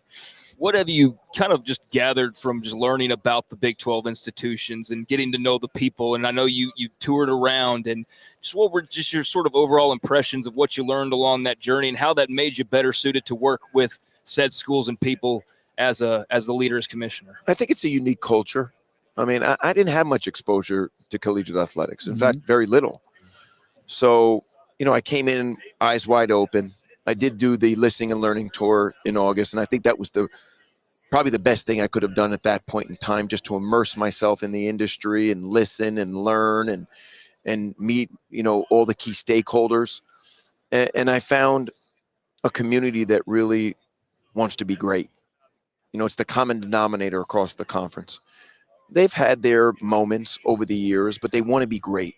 They have this burning desire to compete at the highest levels, and meeting the student athletes, the governance groups, the coaches. I really felt that. And I felt that my mission and vision aligned really well, with that spirit. And I wasn't sure I'd find that, but early on I did. And it made me feel really good. It felt like home. Last year here, you and I got into sales. We started talking about sales, and there's everything in this stadium that should have some sort of a graphic or a whatever. You seem to kind of have found additional money and additional revenue. How important was that, and how much eye-opening was that perhaps for others in the conference? Well, I think there was some low-hanging fruit that we hadn't taken advantage of before. If you think about our basketball championships in Kansas City, we hadn't raised prices in 10 years. We never had premium seating. I mean, those are little things that do make a difference. We'll reinvent our football championship for the upcoming year. It's part of our extension that now goes through 2030 with AT&T Stadium. We'll have more opportunities to take advantage of sponsorship, merchandising, premium offerings. And we'll look to do that at all of our championship sites to the extent that we can. So I think there was some low-hanging fruit here for us. We also took our commercial business in-house because I want to control our destiny there. I think it's critically important that we diversify our revenue, obviously grow it. And in order to do that, you got to have control, which we now have for the first time in 27 years. So I think there's real big upside on the commercial side, in addition to leveraging our championships, creating new IP, and then monetizing that IP. Going into Mexico, I think long-term grows our commercial value. Short-term, it's great for the brand, it's great for the profile, we'll engage new fans. But long-term, we think we can commercialize that opportunity as well. There was a time back in the early 60s when the Cowboys were born where they went into Arizona because there was no professional team there. And they are now like the team of Arizona, no matter what the Cardinals do, which, of course, we know they came from St. Louis. Could that be that analogy? Because Cowboys own the state of Arizona because nobody was there, not the Chargers, not anybody. Could that be like scratching that itch in Mexico? I'll let Mac also answer that. But, from my perspective, there's 22 million people in Mexico City. Yeah. I mean, if a small fraction become Big 12 fans, we've got something there. And I'm excited, that Mac and his colleagues embrace the opportunity. We vetted it out a lot. We'll start with basketball. We'll do some women's soccer, baseball. And you've heard we want to explore a bowl game in Monterey in 26, 27. But I think there's real upside there. Well, you were there. You've been in Arizona. Heck, that's your school. Am I right? Yeah, I think it is a similar concept. And, the more we can grow the Big 12 brand and get more people, engaged and excited and following the Big 12, the more opportunity I think it provides all of us. And certainly there's an economic play there when we think about revenue generation. But I think it's about, setting ourselves up for the future when we go back to the negotiating table, when we think about our television agreements. And so I just think it's really, really sound, strategy. And, I think because of our geographic location and, you think about just the state of Texas and the Hispanic community to have that tie, that bridge with Mexico, I think it makes perfect sense. It's great synergy, I think, for this conference. And I believe I just saw an article the other day, and somebody can feel free to correct me if I'm wrong, but speaking of the Hispanic community, first time in Texas, I guess probably since a couple hundred years ago, but Texas now majority Hispanic. For the first time in a really long time, just to kind of add on to that a little bit. when you look around at the landscape, I don't know if you guys play What If or not, but can you imagine being here and not having the TV deal and just the strength that provided you and the stability that provided you? Because, I mean, it's been talked about, but, I mean, could you just imagine showing up today and that still being a question mark out there on the horizon, especially given the landscape right now? I would not want to be here. I wouldn't want to be Great here either. question. It's a great question. And coming out of last year's media day, Mac and I and a couple of others spent countless hours talking about it. I mean, it was our number one focus. How do we get ahead of the line? How do we accelerate those negotiations? How do we surround ourselves with the right partners like Endeavor? And how do we get something done? And we spoke daily about it. It was our vision and mission to get that thing done, and to get it done in 90 days was incredible. It really became the catalyst for everything else we've done this year. You know, if we were struggling right now to get a TV deal, think about the opportunity cost, the months that would have been lost with us focusing and chasing a TV deal versus growing the brand and our narrative and profile. So when I look back, I think that was a catalyst for the new Big 12, quote unquote. And I'm just thrilled that, you know, we took advantage of the moment and we did it. And sometimes in life you need to be a little lucky, and I think we were a little lucky. Do you feel like the realignment discussion, and I'm not asking you about the Big 12 future because you're not going to answer it, but do you feel like it's gotten to the point where it's angry? Like there's a lot of finger pointing. There's a lot of, why are you doing this? Is that gotten over the edge because of what your goals are, and yet there are others who are trying to reach theirs? Listen, I worry about ourselves. Okay. You know, we have a mission and a vision. We know where we want to go, and hopefully we'll get there at the right time, and we'll do it the right way. And I think for me personally, it's all about transparency and honesty, and no surprises. You know, if in fact we feel it's the right thing to expand, I'm going to tell people, yes, we want to expand, and these are the reasons why. And I believe in doing it that way.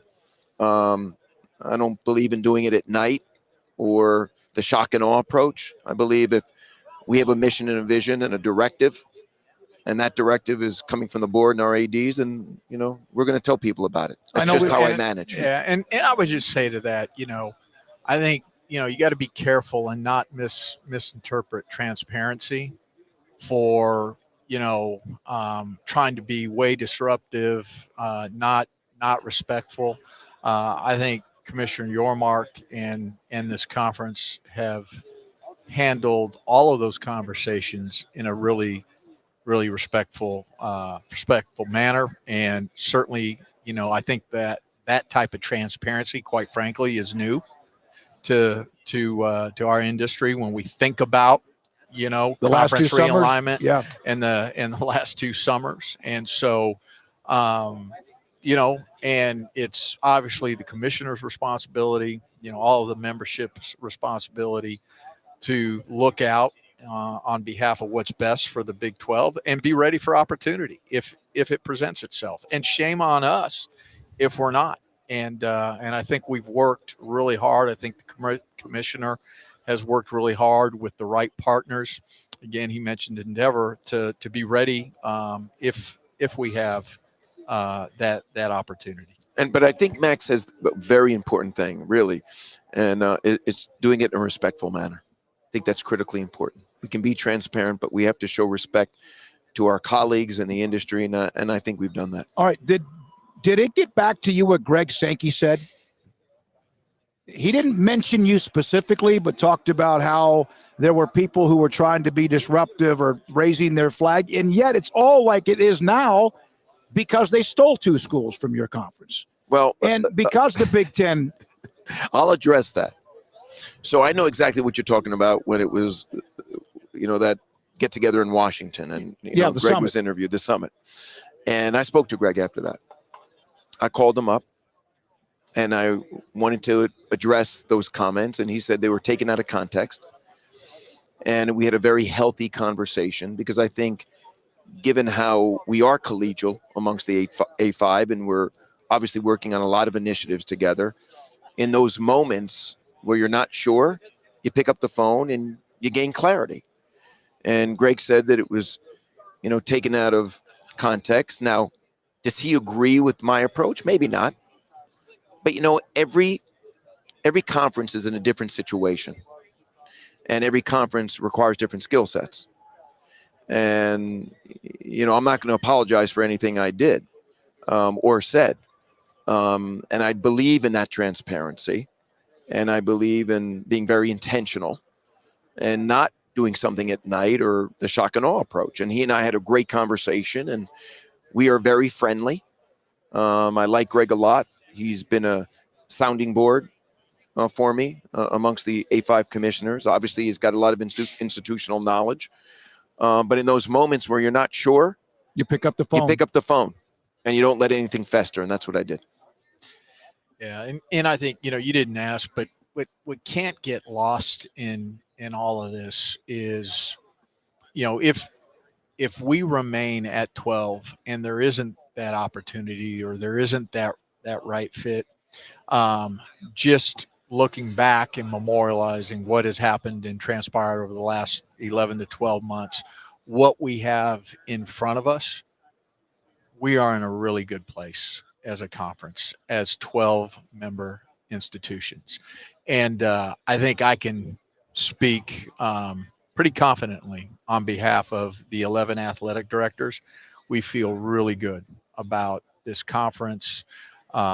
It's both short-term and long-term viability. And I do think, this conference is going to be different. I don't know, exactly, how that looks, whether it's more members, other revenue opportunities, but this conference will not remain still. It will continue to grow and get better with each and every day. And I think that's what's exciting about the Big 12. And quite frankly, I think for some other institutions out there, that's the attraction for them and the Big 12. I got a question for you. And when you have had conversations with anyone else who might be interested in this conference, what is their perception of the Big 12? It's a great question. And I would say that if and when we have conversations with other schools, those conversations are based on being intentional and wanting to be a part of what we're building here. When we're out there creating new IP and creating new opportunities for our members, people are taking notice of it. They understand that, and in some cases, they want to be a part of it. Is there any part that, hey, we're growing and get in now while it's good? Well, listen, I'm selling every day. So, our sales pitch in general, whether it's a corporate sponsor or whoever it might be, is all about our mission and vision and the direction. And we're very intentional about that. Mm-hmm. And it's like buying a stock, right? You want to buy a stock when it's going up, and we're a good buy right now. Obviously, there's been some challenging moments, but those are behind us as a conference. Bob Bowlesby, I said it earlier, did an incredible job in his recovery efforts and, bringing those 4 new schools in. And I don't think there's a better time than right now to be involved with this conference. So that's what we're selling every day to anyone that'll listen. Mac, I almost feel like people don't know how to react to the Big 12 being more aggressive, if you will, or confident in their approach, or tactical, or strong as a unit. I almost feel like that's the part that people are kind of having a hard time when, commissioners out there, or you're out there, whoever's out there talking, speaking with confidence and speaking with a lot of optimism about the future. That wasn't always the case with the Big 12 for a long time. And I think that's maybe what catches people off guard as much as anything. Yeah, who the hell do they think they are? No, I think you're right, Craig. And I think, the script has flipped. And when you think about, 18 months, 24 months ago, and, it's flipped because, the commissioner mentioned, Bob Bowlesby. It is flipped because of his vision and his energy and his strategic mind, and as he mentioned, selling every day. And I don't think it's normal to be as public about our aspirations and what we want to do with the conference and where we want to head. And for one, and I know the rest of the conference appreciates that about Commissioner Yormark. And, we're all aligned. We're on board. We all want to be part of something special. We all want stability. We don't want to worry about, does this conference exist in 5 years, 6 years, 7 years? That's been a story, that has, followed the Big 12 for years. Cat of nine. They're like a cat with 9 lives. Yeah. And, and you're starting to see that dissipate if it's not dissipated completely. And there's no longer that dialogue about the Big 12, and that again is because of the commissioner and his staff, and and I think the collective group of institutions. And so I think we as a conference, I think, are certainly humble and know we're in a good place, but we can't stop, right? We got to continue, and there's a lot more work and a lot more out there ahead of us. And it's like competing, as we do, with one another. We're going to continue to compete as a conference and make sure we grow and we become stronger, each and every day. I know we got to go, and you both got to go. Thanks for your time, but you didn't know much about him when his name was announced as a commissioner. I think we had you on like that day, and I don't know how much you knew about Mack Rhoades. When did you realize that he was someone you should lean on or respect, gain the respect, and vice versa? So the day I got hired, Linda Livingstone and Lauren Skuvenek said, connect with Mack and Kirby. Reach out to them. Marry him, and he'll guide you. And that's exactly what I did. And literally, since then, we've been totally aligned and totally engaged. And, I look back on my first year, and I have a lot of thanks for Mack and Kirby and just bringing someone in that didn't know much. Mm-hmm. I think they realized, along the way that my skill sets were transferable here, but at the same time, I had a lot to learn, and they've helped me. And in fact, have accelerated, I think, that learning curve in order for me to be productive for the conference. So I'll be forever grateful. Yeah, and I think it's been a two-way street, I think. And I appreciate, probably what I appreciate most about Commissioner Yormark is he's never pretended to know something he doesn't know. And I think that's why his learning curve, I think that's why it's been such at a fast pace. And I would just say that, equally, I've learned as much from him.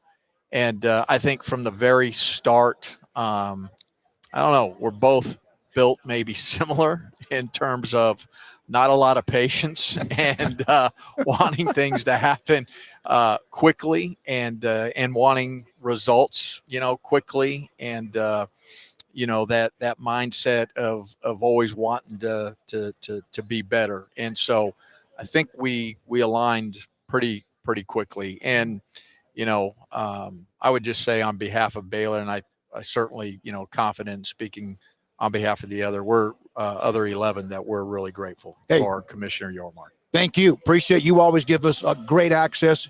It's great to see you Thank you, again. my friend. I remember I saw you, and you were at some deal at Baylor. I hadn't seen you since July, and like from 20 feet away, you said my name, and that meant a lot. Not just because you knew my name; it doesn't matter my name, but you remembered that, and it had been like 4 or 5 months. Well, it's interesting. One thing that has been similar wherever I've gone, I've been at NASCAR, I've been at Rock Nation, obviously in Brooklyn, now here, is we're in the people business. Yeah. And we can't forget that. At the end of the day, we're in the people business. So I appreciate, the support you guys have provided me with and the friendship, and I look forward to being back on your show soon. All right. Thank you, Coach. Appreciate it. Thank you. Brett Yormark, Commissioner, Big 12. I called him the coach, Matt. Say coach. So are you the general manager? Yeah. Mac is the general manager. That coaches call everybody coach, and I just did that. Thanks for your time, Mac. You're welcome. All right, we'll be back 365 Sports at AT&T Stadium in Arlington. Big 12 Media Days, and we're back in a moment. With so many companies and policies out there, it gets so confusing shopping for insurance, and I never know if I'm getting the policy that's right for me. Luckily, I met the team at the Niche Group Insurance Agency. With the Niche Group, you can go to one company and get access to coverage options from many insurance carriers, and you get to speak to a real person about your specific coverage needs. With the Niche Group, I know I'm getting the right coverage at the right price. If you need insurance, talk to the experts at the Niche Group at 1-800-258-8302. Automatic Chef Canteen is a full-service micro-market vending and office coffee provider with state-of-the-art vending equipment, a wide variety of products, and offering custom-fitted micro-market vending office coffee solutions for your employee break room. You want a full break room solution and a workplace oasis? Well, Automatic Chef Canteen, locally owned and operated for over 50 years in Central Texas, also includes in-house mechanics on call 24/7 for fast, reliable service and maintenance. Automatic Chef Canteen, 6900 Imperial Drive in Waco, or online at automaticchefcanteen.com. TFNB Your Bank for Life is the official local bank of Baylor Athletics. Find out why more Central Texas are making TFNB their bank for life. Sign up for our Edge checking and savings accounts to earn interest or cash back. With 5 convenient locations and an award-winning mobile app, banking has never been easier. TFNB, your bank for life. Member FDIC. Three Nations Brewing Company has 16 different beers on draft with a new beer every Friday. It also offers 2 air-conditioned tap rooms, a large indoor beer hall, a second-floor mezzanine offering a great overview of the brewing company and equipment and patio where you can relax under the shade. Plus, you can now experience the new Three Nations Beer Garden Grill on our shaded patio. Grab a cold beer and enjoy a bite from our freshly prepared and delicious menu. Street tacos, quesadillas, freshly cooked burgers and dogs, and veggie burgers too. Nachos and so much more, all prepared and cooked on site. So come visit the award-winning Three Nations Brewing Company on East Vandergrift off I-35 in Carrollton. Boozers is the wedding ring store and more. If you're ready to get engaged or already married and want to upgrade your wife's ring for a special anniversary, Boozers is the place to go. With the largest selection of premier quality diamond engagement rings and wedding rings in Central Texas. They have 7 cases with over 300 styles of rings from top designers like Natalie Kay. Choose from yellow, white, or rose gold, plus beautiful top quality loose diamonds. With an in-house jewelry, they can also custom make anything you want. Bring in a picture or drawing and let Boozers create your one-of-a-kind pendant or ring. They can even use some of your old gold and diamond jewelry to create something new. At Boozers, you'll find a great selection of quality timepieces, and Boozers is the place for expert watch maintenance and repairs too. They specialize in expert Rolex watch repair for fine jewelry, watches, custom work, and more. Go to Boozers on Valley Mills and Lake Air Drive in Waco. Boozers, the wedding ring store and more. This is 365 Sports, powered by Sikkim365.com. Enjoying the show? Hit the like button and subscribe.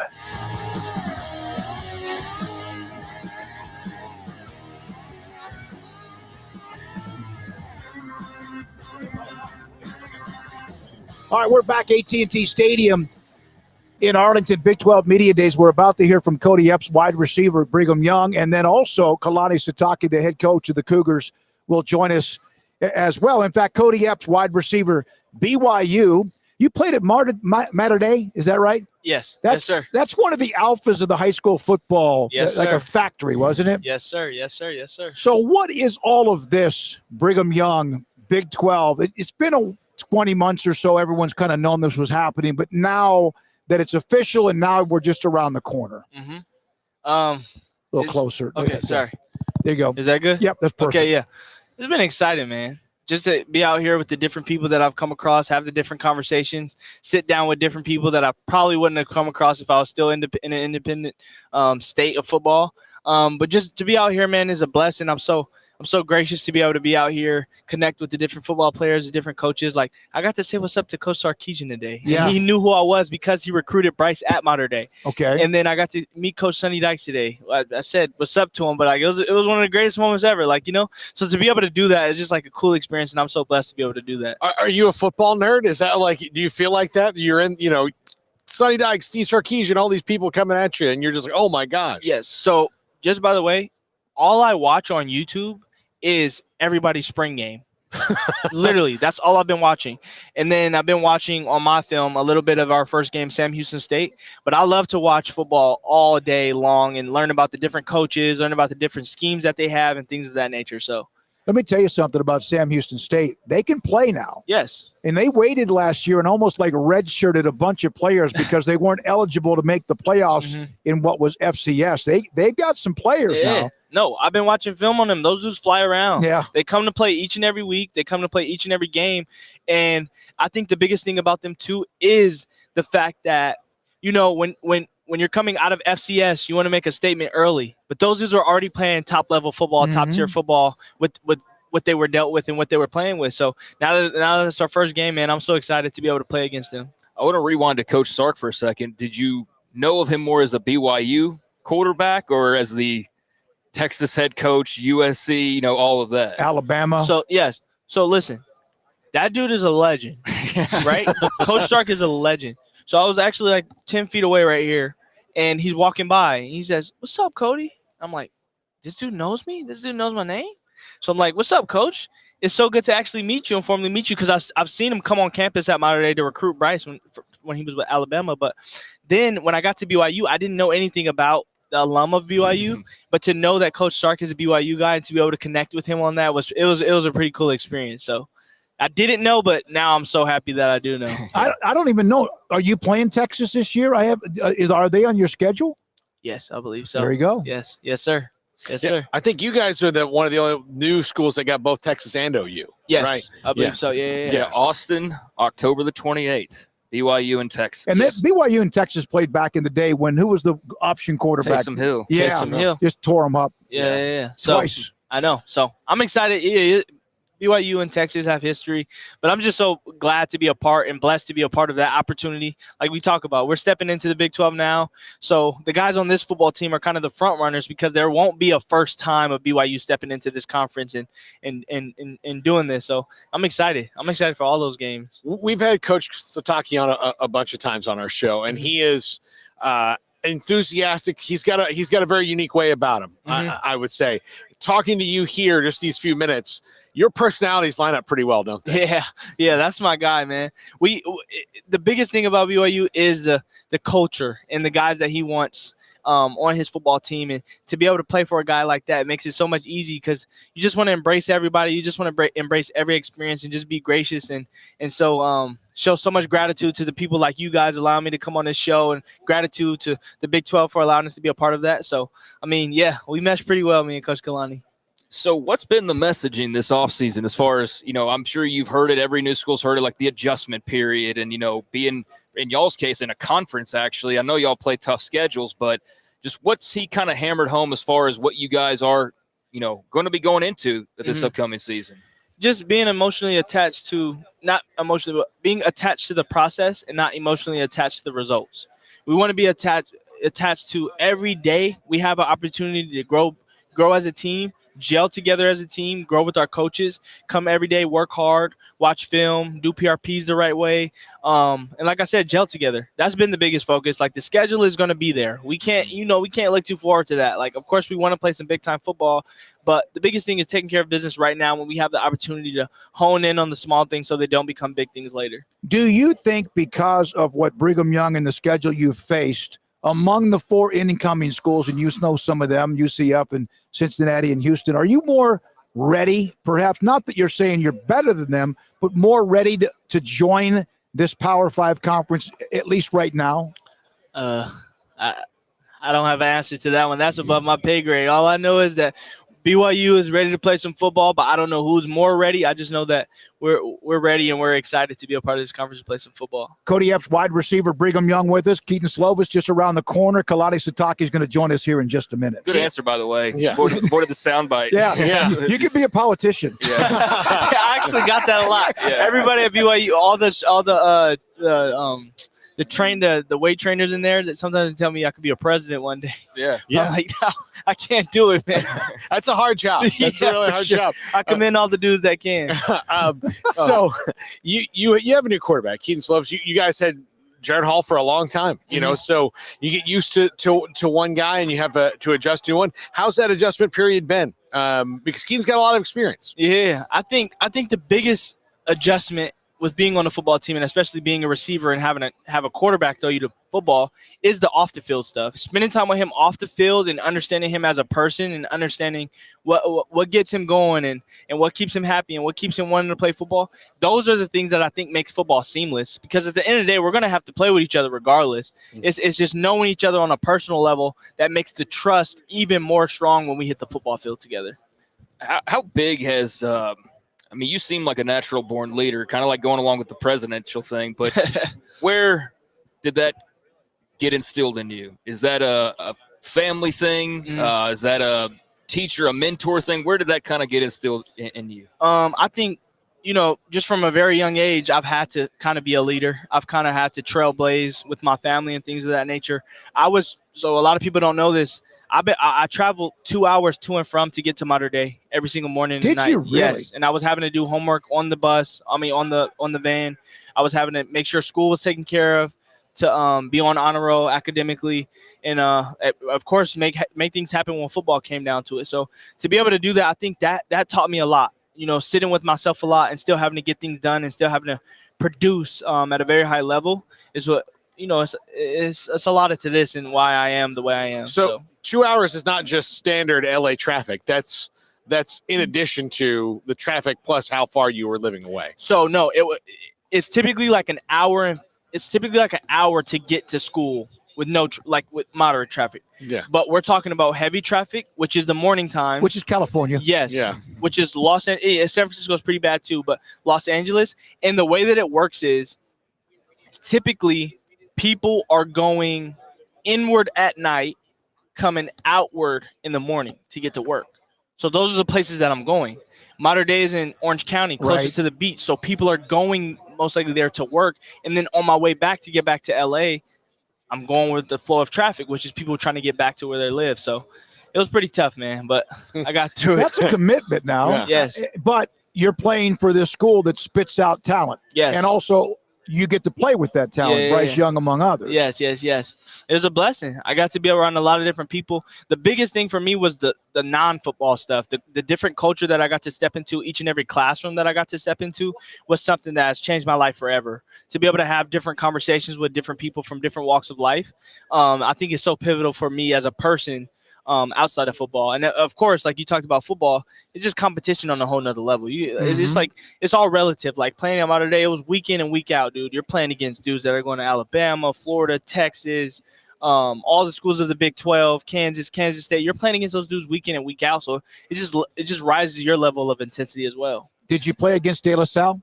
Yes. Played against those dudes. Those are some hard-nosed, hard-hitting dudes, man. I think they still run like the veer offense, the two running backs in the back. You know why? It's a triple option. It's a great idea because nobody else really runs it except the academies, and so you can't stop it because you don't see it every day. Exactly. So, yeah, those are some tough dudes, man. So are you now, you played with Bryce in high school, are you now a big Carolina Panthers fan? I wouldn't say I'm not. I'm not the biggest Carolina Panthers fan. I'm the biggest Bryce Young fan there is, but not really. I'm not really a Panthers fan. Were the LA teams around early enough for you to adopt them? Like, okay, great question. Yeah, I'll answer that question.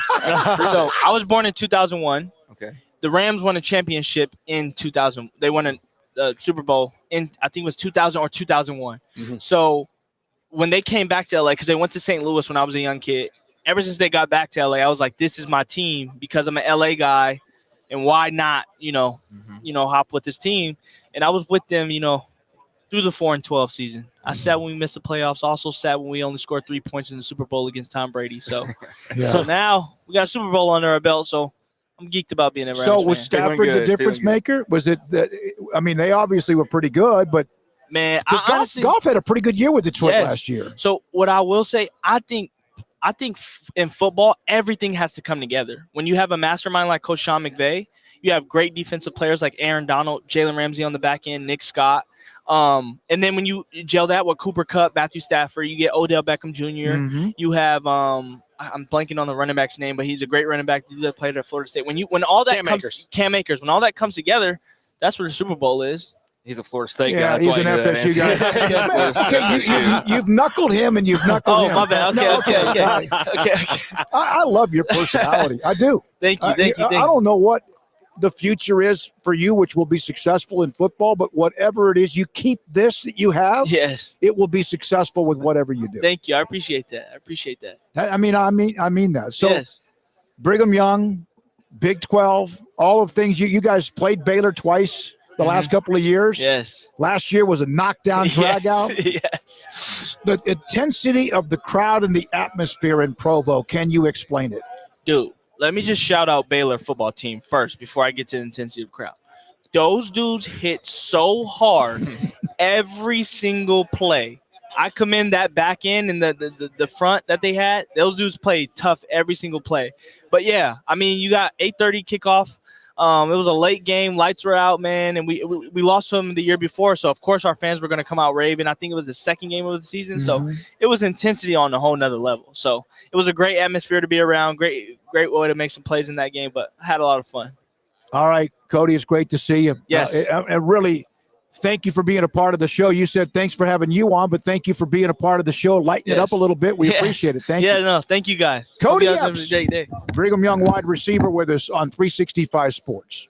Allen Samuels, Dodge Chrysler Jeep Ram Fiat. How crazy is this? 2023 Jeep Gladiator Sport totals values of $4,000 plus 1.9% financing for 72 months. How crazy is that? Or the 2023 Jeep Compass, get 10% below MSRP. That's right. These deals are hot, just like our summer days in Texas. Remember, first responders get another $500 in savings. So come find the Jeep that's right for you and save big at Allen Samuels in Waco. Make this the summer sales event at Allen Samuels during the hot days of summer. And this month in July, get legendary 2023 Dodge Chargers or Challengers, SXT, GT, or RT models. Your choice with total values up to $2,000. Allen Samuels in Waco is the place for you to shop for your next Dodge. Shop the greatest selection in Central Texas and find the hot rod for you. Come by and visit the showroom at Allen Samuels, Dodge Chrysler Jeep Ram Fiat. See the demons and scat packs they have loaded the sales floor with. They won't last long, as you truly have the last call models of legendary muscle cars only at Allen Samuels, Dodge Chrysler Jeep Ram Fiat in Waco, Loop 340 east of 84. Pizza, burgers, and Bears football. There's no place around Waco that serves them all other than Bubba's 33. Come show your green and gold and enjoy some of Waco's best food and beverages while watching your favorite team, the Bears. When real Bears fans get hungry, Bubba's 33 is the #1 spot for ice-cold drinks, hand-stretched,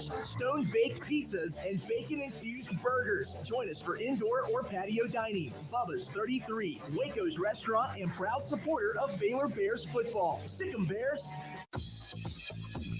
Baylor Scott & White Southwest Sports Medicine and Orthopedics, the team physicians for Baylor Athletics, diagnosing and treating all sports-related injuries, including concussions. These specialists also provide orthopedic services for athletes and non-athletes alike, whether it's knee or shoulder pain, a wrist injury, orthopedic spine care, and even an arthritis and total joint clinic. Trust the doctors Baylor Athletics trust. Baylor Scott & White Southwest Sports Medicine and Orthopedics wants to get you back in the game.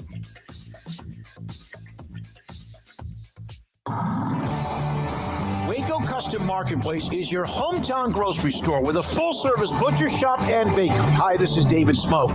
The butcher shop can take your customized orders for seafood, pork, and poultry, and custom cut your favorite steaks from bacon wrap fillets to T-bone to bone-in ribeyes, cut specifically the way you want.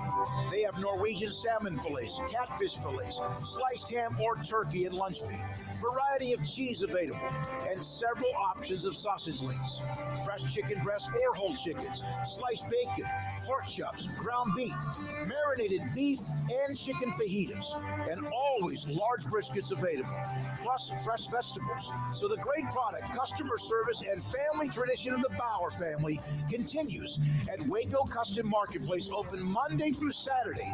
A full-service butcher shop and bakery available. Waco Custom Marketplace, 425 Lake Air Drive in Waco, or WacoCustomMarketplace.com. When we moved to Texas, we were like fish out of water. We didn't know anyone in our neighborhood until our Texas Farm Bureau insurance agent came to the house. She was so helpful and reassuring, a friendly face with that Texan hospitality I'd heard about. When we purchased a Texas Farm Bureau insurance policy, we knew we were making the right choice. We knew our family would be protected. Stop by and see our agents at one of our 3 McLennan County locations. Coverage. All right, we're back in Arlington, AT&T Stadium, and Cody Epps will have Kalani Sitake. Keaton Slovis, big Brigham Young quarterback, joins us. By the way, are you going to be Cody Epps' vice president? Because he could run for president. He seems to have all of that. I always mess with him. He's like a politician. He talks to everyone. You should see him in Provo. He's like the mayor. He knows everybody, and everyone's gravitated towards him. It's pretty impressive. He was fun to listen to, I tell you. Oh, yeah. I really do. So you're there. You're here. You're at Brigham Young. And a lot of movement that you've dealt with over your career. Why Brigham Young? Why Provo? And how's it been for you to settle in?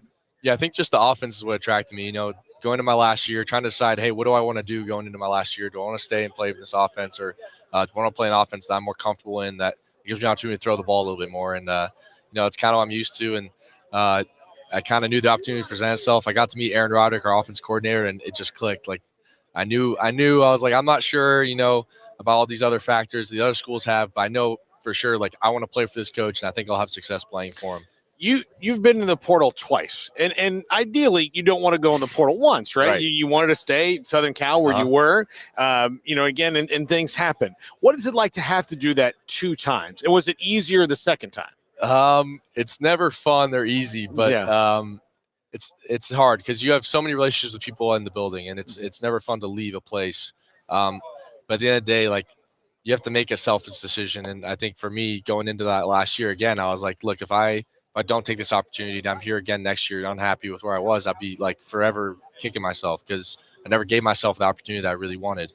And never I never committed to a coordinator that I got to play for until here at BYU. That's never happened. I've never got to be in part of the recruiting process and know the type of players are going to be there on the field. Like Jordan Addison's supposed to be with me at Pitt. He didn't end up being there. Right. So like stuff like that happens. And I felt like the opportunity at BYU, I just had so much more control over it. And again, it's never easy. But I think especially after the first time doing it, I was like, look, like, I don't really care about the outside perception. I'm gonna do what's best for me. And again, for the love of the game, I want to enjoy my last year and do it on my terms. So outside perception could be in this era specifically of like very player friendly, and it is to an extent more than it ever has been, but you kind of do whatever. But I mean, you just detailed like you had to deal with not playing with necessarily who you thought you were going to play with or play for and all of that. So how much has that made you grow as a man, these experiences and just the whole, trying to learn who you are, but also learn what the best fit is for you as a person, as a player? Yeah. And yet I think I still would have made the same decision I did the first time, but sometimes stuff just doesn't work out. And it really just teaches you to be secure with yourself and trust your judgment. And it's not easy when everyone's telling you one thing or other people want to sway you a certain direction. But again, like I didn't have an offense coordinator even when I signed at Pitt. Like I didn't know who the offense coordinator would be. So certain things you kind of get, feel like you have to pull the trigger on certain things, but at the same time, again, if it doesn't work out, you're going to do everything you can to kind of make it right. So let's look at, I know it's now with Brigham Young and the Big 12 and what you have ahead of you, but the NFL scouts are going to ask you that question, aren't they? Oh, yeah. And you need to give them the answer. I'm not telling you what to do. No, but I've been told that. If you're honest, that's the answer. That would allow them to understand the movement.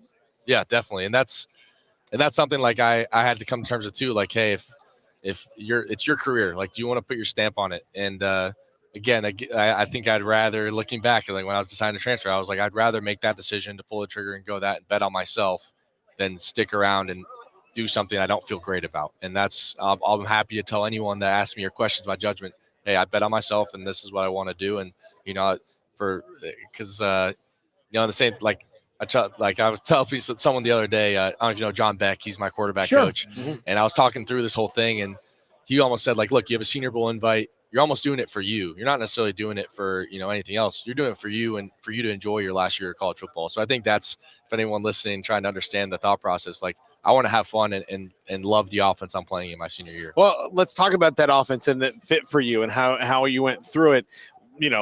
Big offensive lineman, power, take a lot of pressure off of you.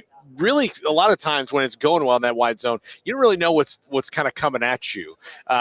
What did you like about it and attracted you from the previous systems you'd been in? Yeah, it's all stuff I'm familiar with. Air, like conceptualized, like playing the air raid at SC. There's a lot of concepts that carry over. I think the thing that takes it to another level is all the screens, all the running game, all the play action. We move the pocket a lot, and that even some quarterback runs in there too. I think that again kind of protects quarterback even better. And our O-line's really good, and that's a big reason why is they're put in a position to have success. We have so many different protections. We don't have just basic 5-man, 6-man protections. We mix it up a ton, more so than any offense I've ever been a part of. It's really incredible. And again, shout out to Coach Roderick just for allowing me the opportunity to play in such a great offense.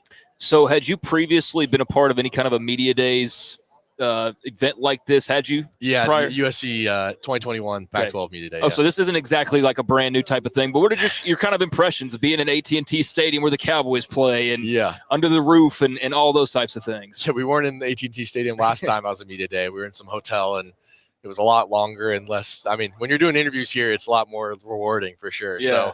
So, no, this is a lot bigger than the last media day I was a part of, but it's been a good time. It's been pretty cool. We had a nice little break in between too, and got to walk around, the other parts of the stadium. But yeah, this is pretty impressive. I should know this, but how often have you played in your career a team out of the Big 12? One time, I think. West Virginia last year. Okay, I think that was the only at time. Pitt, right? At Pitt, yes, sir. Yeah. So you don't rivalry. have a rivalry game, first game of the year. Well, yeah. What's That's a little heated. What's that like right out of the box? Usually you get to build a rivalry. Yeah. USC, you kind of build. You get 4 or 5 games in before you got to play the first one. Yeah, whatever. But Pitt, like last year, you're at Pitt right out of the box. It's like, oh, by the way, here's your first game, and everybody wearing either color either hates you or loves you and will flip depending on how the game goes. It was pretty wild. And the thing is, we played them, and the next week we played Tennessee. It was like, all right, we got we're just going into this thing trying to figure out who we are. And it was a really cool environment though. It was really fun, and thank goodness we won. But it was a pretty wild experience because again, we didn't. I don't think we really found a rhythm that game until halfway through the fourth quarter, and that's like, again, game 1, even game 2, sometimes is meant to be, your game to find yourself and your identity and build some confidence. But yeah, you're just throwing the fire is pretty different experience for sure. I know you as players have to look at it a lot differently than the media does because we can, imagine all these different things or whatever. But how much is the conversation just amongst players talking about, hey, we're in the Big 12 now, we're going to be playing so and so and so and so, and we're going to be in a league? Is that something that matters or is top of mind for you guys, or is it just so strictly focused on the task at hand that it doesn't matter what league or who you're playing necessarily? Somewhat. I think we know the standard's risen a bit, but we also have a ton of transfers. I think half the team is new to the team. And I think we have like 20 plus transfers. So a lot of guys are used to Power 5 play or have played a ton of football, group of 5. And also like at BYU and Independence, it wasn't like they play Baylor and they played probably 5 or 6 Power 5 teams a year.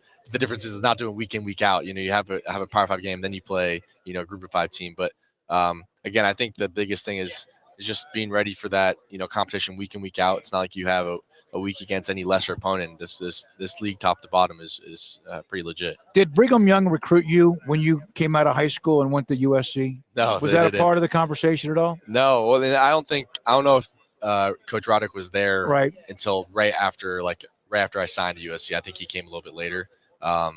But yeah, I know I went to USC, but I was kind of like, I didn't, it was only a 3-star recruit. It wasn't like I had all these offers. Only a 3-star recruit. Well, usually like JT Daniels was before me. He had everyone in the country. Well, he's moved around a little bit too, though. He has also moved around a little bit, no doubt. Is it hard to understand even how, as you mentioned, player friendly college football is right now with the transfer portal and NIL and all of the things that go with it? Yeah, it's a different game than the one I committed to. Like I think about when I was a freshman, the transfer portal didn't exist, and I wasn't even close to a thing. And now it's like a completely different ball game. Guys are transferred like me, like it's their third school, and guys are on the 6th year too with COVID. Like everything's kind of crazy right now. But again, especially the transfer portal, I'm grateful for the opportunity. Just because again, like at USC, like your coach gets fired, you're probably stuck. Probably playing in a system that doesn't fit you. You're probably gonna get recruited over. You're probably done, or you have to sit out a year while you transfer. And that kind of allowed me the opportunity to hopefully find a better place for me. Was Graham Harrell at USC when you were there. Yeah. We Yes, we sir. know of him, a great Texas legend. Yeah, that's my guy. I love Graham. Married to my sister's best friend, actually. Yeah, Really? Yeah. absolutely. I know Brittany pretty well Brittany. too. Yeah, there you go. Yeah. See, so in 2020 during COVID, I actually stayed with Coach Harrell here in Dallas because everything was closed in Phoenix. So yeah, we're pretty tight. He didn't recruit me because he got Cliff. Weird deal, but so the O staff kind of got fired at USC, and then they hired Cliff Kingsbury. And then that's when I came. Cliff left a couple weeks later to go to Coach Cardinals. And then we didn't know who was going to be there. A month later, Graham signed. So Graham came a month after me. And somehow we just hit it off. Like, I didn't know who my OC was going to be, but we felt a pretty good relationship. How do you think he'll do in the Big Ten at Purdue? Do you think they're ready for that kind of offense that he's got? I hope so. I mean, Purdue's the basketball and grass, right? Like, they of the Big Ten schools, they probably want to throw it around the most historically. But I hope he has success. I'm rooting for him. Like, him and Seth Daggy, like Stanton Keen's up there too. He's a tech guy, but all those guys, like I love those guys so much, and it's really a shame like it didn't work out at USC and the way it did. But yeah, I love those guys and wish them the best. So we were talking to Cody a second ago, and he mentioned running into Steve Sarkisian. And I asked him, like, did you know him as the BYU quarterback or more as the head coach? and BYU, beyond him, obviously, is I'm sure you're well aware the quarterback history. How much were you aware of that, or how much have you learned about that maybe since stepping on campus? So I knew him as the USC coach previously. Well, yeah. And then I didn't – like I kind of knew, but I didn't really realize until I got to school. Even a guy like Max Hall, I knew him as the Arizona Cardinals guy, being an Arizona kid. Like, so all these guys, I'm like, oh, shoot, he went to BYU. He went to BYU. I didn't realize Steve Young went to BYU either. Like, there's so many great guys. Jim McMahon. I didn't know. Yeah. Ty Detmer. Gifford Nielsen. Yeah, I met Gifford 2 weeks ago. So, yeah, it's pretty wild, the QB, like, history. And because, again, when you're at USC, they tell you, oh, this is QB, is all stuff. And then I went to BYU. It's like a whole different level I didn't even know about. And again, it's where like the passing game really started with Giff, starting before the West Coast and before the era it existed. That's kind of what originated. It was pretty special to be a part of it. And not to knock USC, but like, BYU can say like, look, we do see your Matt Leinart and raise you as Steve Young. Yeah, no, it's a little, and it's been going on since 75 too. Oh, yeah. So it's been going on a minute. Not to knock USC, obviously, but it's pretty special. Hey, good luck. Good to have you. Appreciate the transparency on what you've dealt with. Didn't realize that the coordinator and all that. Sometimes people don't look at that. So we're glad you shared that with us, and good luck with the first year in the Big 12 and also your last year of college football and onward as well. Yes, sir. Thank you so much. I appreciate you guys having me. Keaton Slovis, quarterback, Brigham Young. This is 365 Sports. In our logo and advertising, we say we are people that you can count on. What does that mean? It starts with providing a quality vehicle and quality service at a fair price. But it also means we do what we say we will do, and we treat people fairly with respect. It starts by hiring great people, good local folks who work hard with a caring attitude. Our employees are the real reason we are people that you can count on. Put us to the test and see for yourself that at Richard Carr Motors, we are people you can count on. One size fits all. That may be all right for an adjustable belt or cheap sunglasses. But when it comes to your financial needs, no one wants a one-size-fits-all strategy. Cam Heathcott, your Edward Jones financial advisor, knows that his most important goals are yours. That's why we take the time to understand your needs. Knowing you, that's how Edward Jones makes sense of investing. Cam Heathcott in Conroe at 936-756-7717. Edward Jones, member SIPC.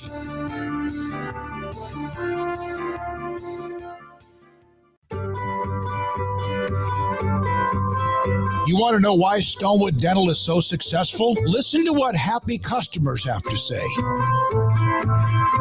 Pleasant. It's different than any other dentist office. I really feel like they care.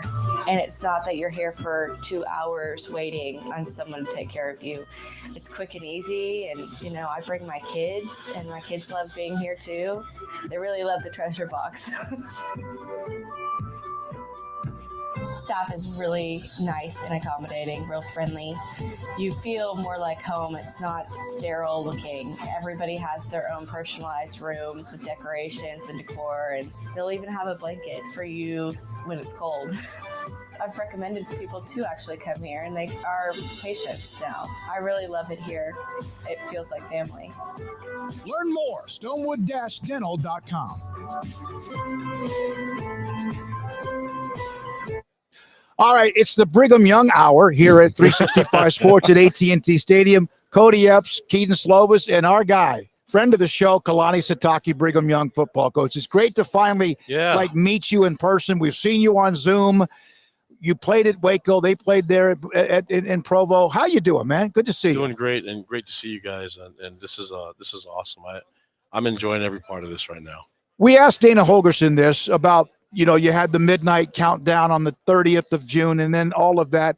And I said, are you still kind of enjoying this march to the – he goes, I'm tired of celebrating. I want to get to football. Do you feel the same way? No, I feel like we've been talking about this for the last 2 years.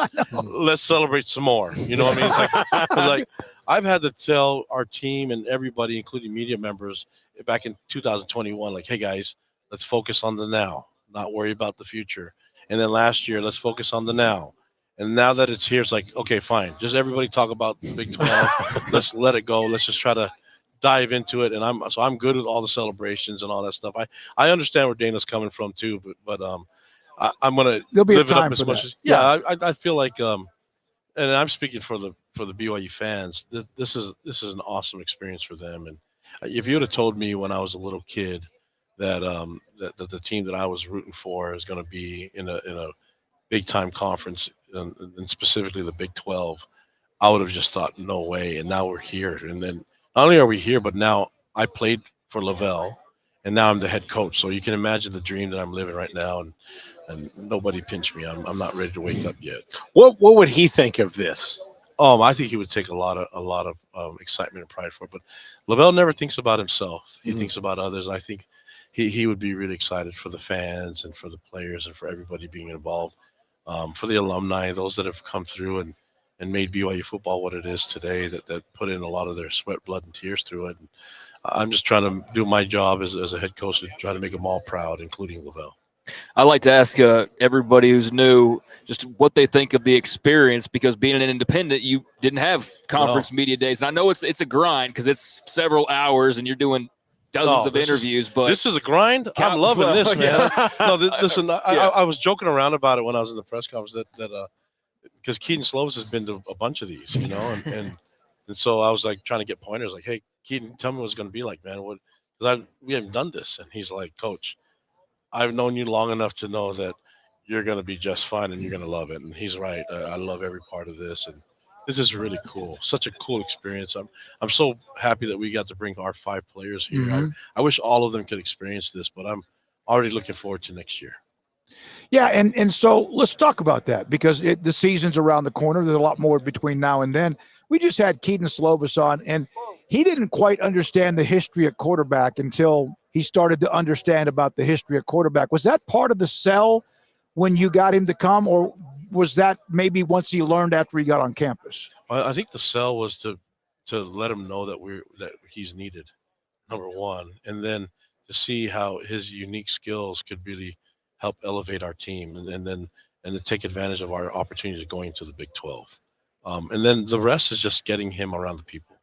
My goal is to get him interact with the players, but also interact with the fans.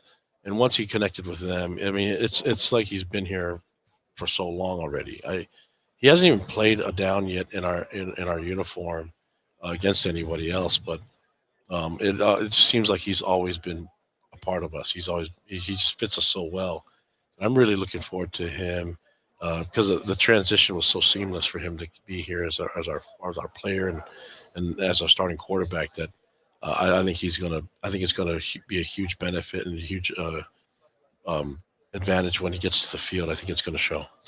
You can look at film of a guy and see, well, we would like to have this guy's skill set if we could get him, especially a transfer portal guy who has so much that like Keaton does. But the key is for you, like when you give them in the room, like is the first thing you're looking for culture fit right then, because you already know, like you wouldn't be talking to him if you didn't already see him on tape. Yeah, because you're right. The tape in itself is like, it's impressive.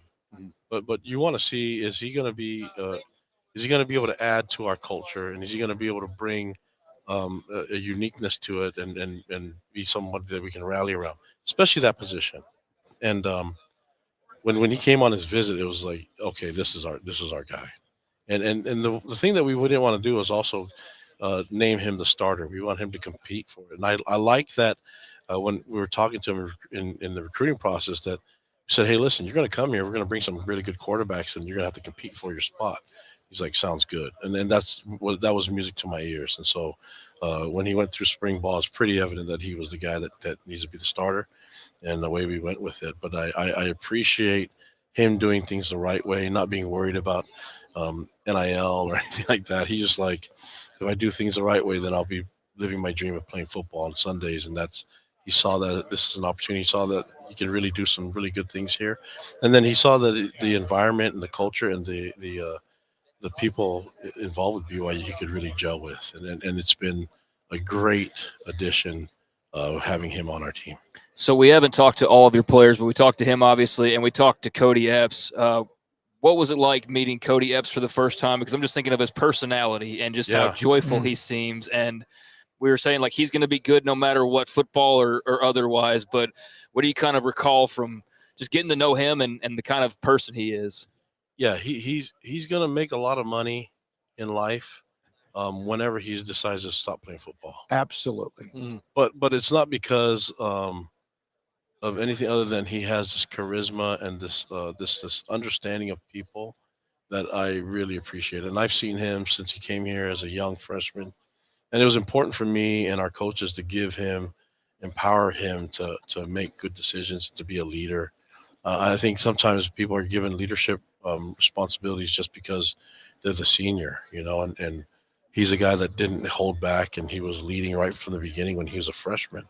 And I appreciate that our coaches and our team allowed him that opportunity to lead. And he went through some adversity with injuries and things like that. So you see some of the things that he's been able to appreciate. He doesn't take things for granted anymore. And I'm glad he's on our team. But we have a lot of young men that are quality young men. And I can coach really good football players, but I love to coach really good young men. He's special. Yeah, as you mentioned. Was it a tough choice to come up with who you wanted to bring, or do you have a pretty good foundation for like kind of how you wanted to do that? Or no, and I talked to our media members. I mean, we have a great staff that works with BYU. Our communications and media relation department, they're awesome. And so they've known who's done well in interviews and who can really. This is our first time, so we wanted to make sure to have a good first impression. And these are the guys that we feel like are going to do the best job representing our team at this venue and this media day. So there's some guys that are not comfortable speaking in this type of setting, that play great football and are great young men as well, but their charisma is a little bit different, but it doesn't mean that they're less.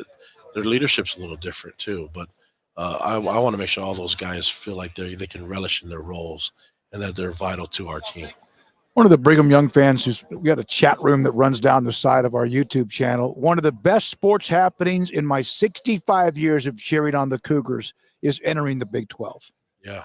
That's kind of sums it up pretty well. Yeah. And it's it's hard not to get emotional thinking about it for these fans and that this is a pivotal moment in history and there's a lot of pride that comes along with it, but to be involved with amazing partners with the institutions that are here. I've mentioned before, I've been around in these meetings and interacting with the coaches and the ADs and the administration presidents, and I've been so impressed with all of them. Just they're amazing people, and you can see why their programs are run so well, and you can't help but appreciate them and admire what they've done. So for me, being part of this family is I'm excited about it, but I want to make sure we're great partners as well. Did your eyes just water up a little bit when you were talking about that? Yeah, well, I'm thinking about that fan that's been alive for 65 years. His name's Claire Gunnell, by the way. And I feel the same way. I grew up BYU fan too. So this is my 47 years of living. This is a big part. This is going to be a huge boom. This is one of the things that I remember. So this is the fact that we got the invite a couple of years ago was one thing, but now that we're here, you're just living this dream, and then we're gonna have fun with it. I'm not gonna make any statements or predictions, but I know our fans will be excited and they'll cheer, and we're gonna try to do everything we can to make them cheer. I do have to go back to Cody Epps on one thing. He mentioned to us that all he watches on YouTube, because he was talking about how excited he was to meet every coach and player and all these guys that he likes watching. But all he's been watching on YouTube is all your opponent's spring games and Sam Houston State.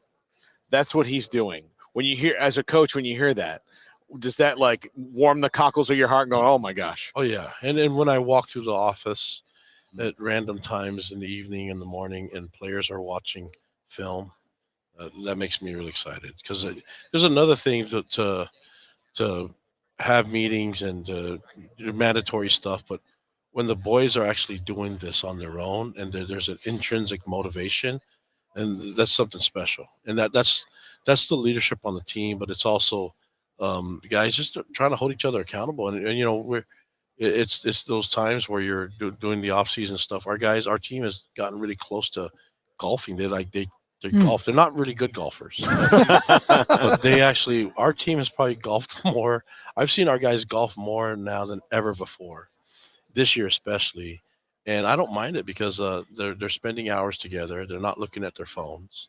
They're not doing social media stuff. They're just out there hanging out in nature, and you play golf, and you appreciate the people that actually cut the grass, that got everything in shape, and then you don't mind replacing your divots. You don't mind doing all that stuff, and you start to realize that these guys actually spend 4 to 5 hours together. I'd rather them be doing that than playing video games. And to get good, you need reps, right? And you got to play. I can't promise that any of them are any good, because I suck. But I like playing golf. But I like it a lot better with a company that I get to play with. Question from a BYU fan. I'd like to know how coach or the program manages the mission trips and how they backfill their roster. And is that as much of a thing now as it was before?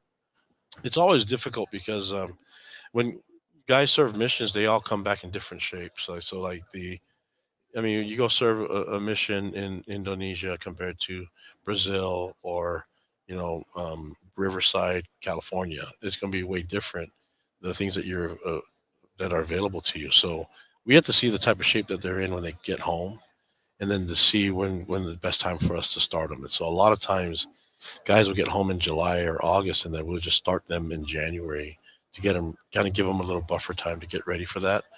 There's some guys that show up and get home in July and they're ready to play, so that's always hard to maneuver around and to manage.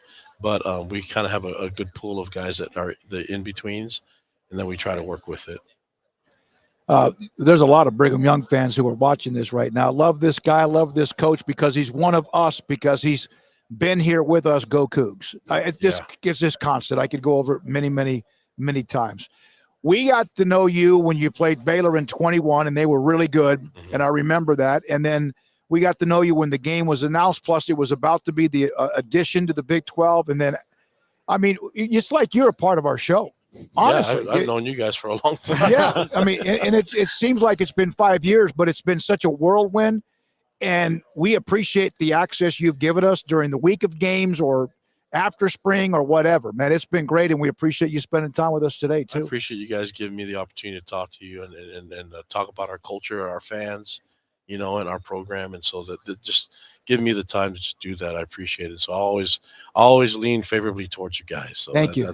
And you guys look way better in person than over the radio. Well, no, this TV thing, we're not always. I think that we can all admit that I have the face for radio, right? So look, all fullbacks are good in my books. That's right. I appreciate that. Yeah. Thanks, buddy. Thank you, appreciate guys. it. Kalani Sitake, Brigham Young football coach. Cody Epps, Keaton Slovis, and we're not done. Back in Arlington on 365 Sports. Thank you. takes time to reach goals. It's a truth that applies to more than sports. It goes for your financial goals as well. You work hard for your money, and you deserve an investment strategy that lines up with your game plan. And Chuck Verno, your Edward Jones financial advisor, can help. If financial investments aren't putting forth the effort you desire, stop by today for a financial review. Chuck Verno, 720 North 64th Street in Waco, 254-732-1161. Edward Jones, member SIPC. Let Camille Johnson Realtors guide you seamlessly through the process of buying your dream home or selling your current one. Commercial, farm and ranch, or residential, Camille Johnson Realtors can smoothly and successfully lead you through any transaction. With a team of 28 experienced agents who are excited about serving you, Camille Johnson Realtors services the entire greater Waco area. If you're in the market to buy or sell, contact Camille Johnson Realtors, 104 Midway Center in Woodway, or find them online at www.camillejohnson.com. Camille Johnson Realtors, elegant, charming, warm. Welcome home. Stepping into the boots of a U.S. Army officer can add confidence and leadership skills to your son or daughter's career path. See all the things they can achieve in our boots at GoArmy.com. U.S. Army Waco Recruiting Company, 254-598-8131 or 254-776-1543.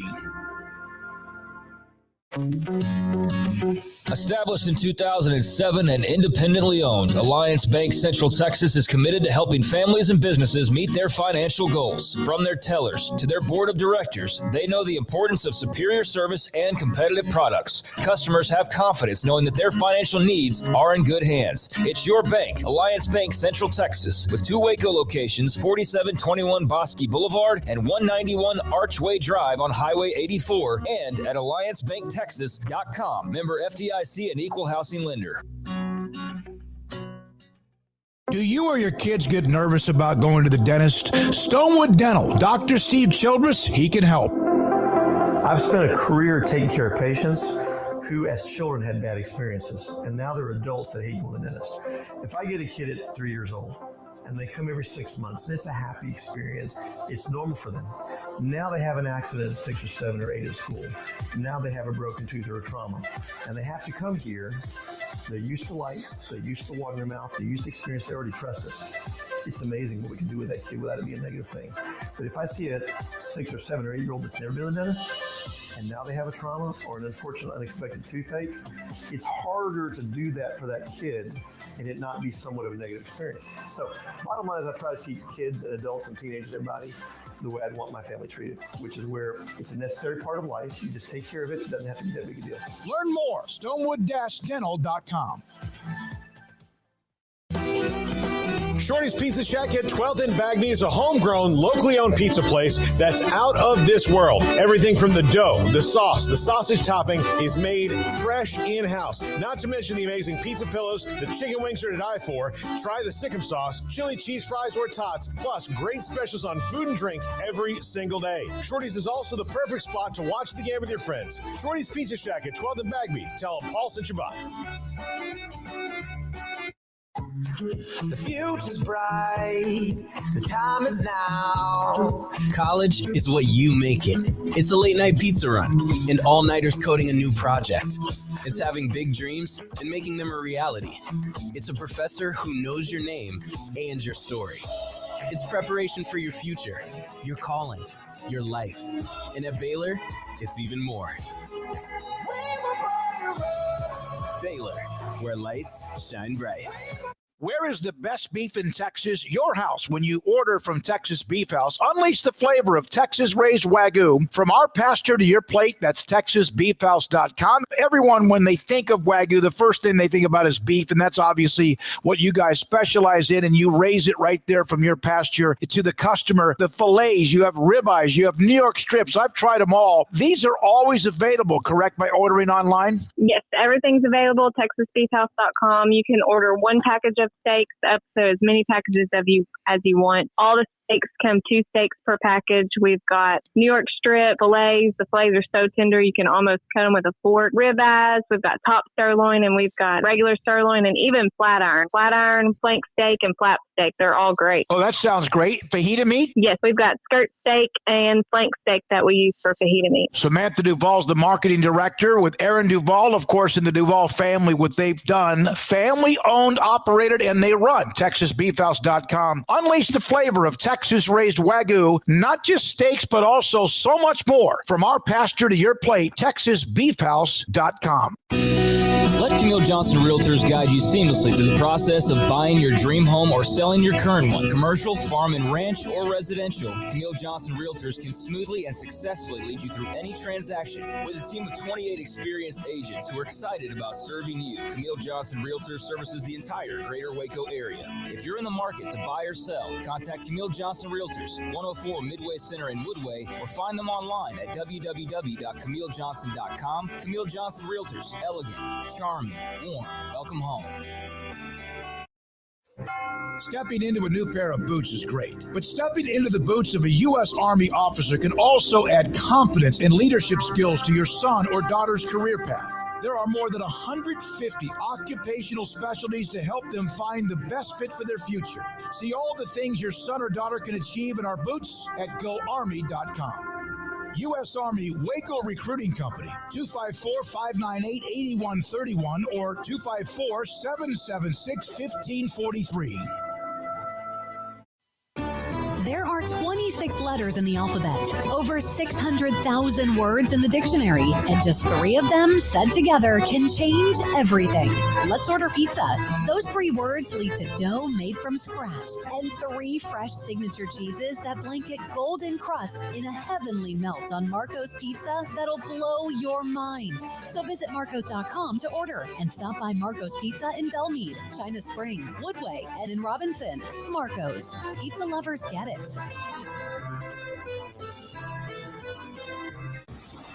Did you know that 1 out of every 4 men have symptomatic low levels of testosterone and don't even know it? And if you think you're too young to worry about it, guess again. Low T levels can make you feel tired and grumpy, raise your cholesterol, and cause weight gain. Petty Clinic Low T can set up same-day blood screening and results. So if you're tired of being tired, call or go online at pettycliniclowt.com. It's a private clinic with an atmosphere catering to men. Affordable, only $165 a month, including lab work, office consultation, testosterone injections, and follow-up visits, compared to $300 or more a month in Dallas or Austin, and you don't have to drive 90 miles one way or the other and fight the traffic. Petty Clinic Low T has board-certified physician consultations and will provide the best form of brand-strength testosterone. Contact Petty Clinic Low T for increased energy, improvement in sexual desire and performance, mood, concentration, even a decrease in body and belly fat. Just off Highway 84 and Old Hewitt Drive in Woodway, PettyClinicLowT.com.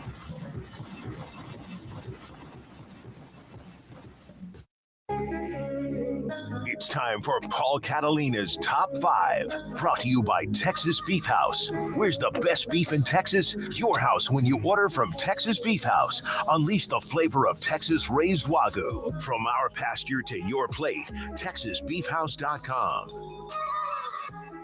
Keeping with our theme of, what teams who are picked towards the top will have to do to win the Big 12 today, Texas Tech, as they are picked 3rd. Or fourth. Sorry. We did Oklahoma yesterday. They were picked 3rd. They are picked 4th. So Texas Tech, number 5. Craig, you put this in my head a couple of weeks ago when we were talking about Tech, and it is know that you're not sneaking up on anybody. I think they need to prepare that they're not a dark horse anymore. They've tons of people have been talking about them. There's nobody out there that's going to wonder if Tech is going to be good or not, or going to assume that they could be bad. They have to prepare every game like they're not sneaking up on anybody and not think that they're a dark horse anymore, because I think even just here year 2 of Joey McGuire, that is over. Yeah, I mean, I think their opportunity to sneak up was last year. And, at this point, if you aren't well aware of the momentum, whether it's, off the field or on the field, what have you, then you're living with your head in the sand. And I don't know how you could possibly be surprised. If you get surprised and snuck up on by Texas Tech this year, people should look at your job, because that's just irresponsible as a head coach or a staff to not be ready for them to, on home field or away field, be ready to, punch you in the mouth and expect to get punched back and you get ready to go toe-to-toe. So, yeah, I don't think that they're a dark horse in any way, shape, or form. They might be a little ahead of schedule, but they're not a surprise team at this point. No, not at all. Number 4, keep the QBs healthy. And look, mostly it's Tyler Shuck. I mean, keep Tyler Shuck healthy and your season's going to be way better than you can possibly imagine based on the way he finished last year. But look, Baron Morton showed that he can do it, but also he had to deal with some injuries as well. Listen, they rotated through 3 guys last year, and the fact that they were as good as they were doing that was amazing. But if they can keep Tyler Shuck healthy, and even if Tyler Shuck gets banged up, if they don't have to rotate through 3 guys again, it'll be way better off. How many teams in the Big 12 have someone who already has a lot of experience, not a lot, but a lot of experience that Baron Morton had as a freshman? I mean, there's not. I mean, it's hard to say that. I mean, otherwise people wouldn't be madly scrambling in the transfer portal to get him. Look at Baylor going after Sawyer Robertson. Sawyer Robertson's not even a guy who has a lot of experience, but Baylor went and got, they had 2 guys they had to bring in, so they had some experience at quarterback. It is not, there's not a farm that you go to and say, I would like 3 quarterbacks, please. Put them in the back of the truck. Craig, I know Texas has a deep quarterback room and obviously led by Quinn Ewers, and they've got people waiting in the wings, but how many other schools, just off the top of your head, have someone like what Tech has as a backup who's at least proven he can win in the Big 12? Oh, I don't know. I mean, that's a homework assignment. But I bet this less than half. Yeah, I mean, because I'm going to have to sit here and think of every quarterback room and like 2 or 3 guys for each one. So, I don't know. They're pretty well set up. I mean, Baylor, no. Texas, no. Look, Texas has guys that are highly thought of, but Malik Murphy and Arch haven't played. Look, BYU just went and got Keaton Slovis. Houston got one of those. Iowa State doesn't even know if they have the first guy. Exactly. So, yeah, it might be less than half. It might be less than a third. Half without even having to study it. But absolutely. So, 12. No, I mean, they got a good quarterback room. I think, we kind of need to slow down on the Tyler Shuck love just a little bit. I understand he's got a nice record. I believe it's like 8-1 as a starter at Tech or something along those lines, because he's played, in a few games each of the last 2 years in Lubbock. But he has gotten hurt on both occasions. And, that looks really good. And you say, oh, well, if he was just healthy, then 8-1 would be 16-1. But it doesn't exactly work that way. That's not how it works. So I hope he does stay healthy, so that the question of, man, what could they do if Tyler Shuck's healthy all year? I hope we get to see that, because this is the last opportunity he's going to have to be able to show that. So it'd be nice to get the full run out of him and see if, in fact, that does translate to winning 10 games or something along those lines, because when he has played, they've typically been successful. Number 3, keep winning those close games.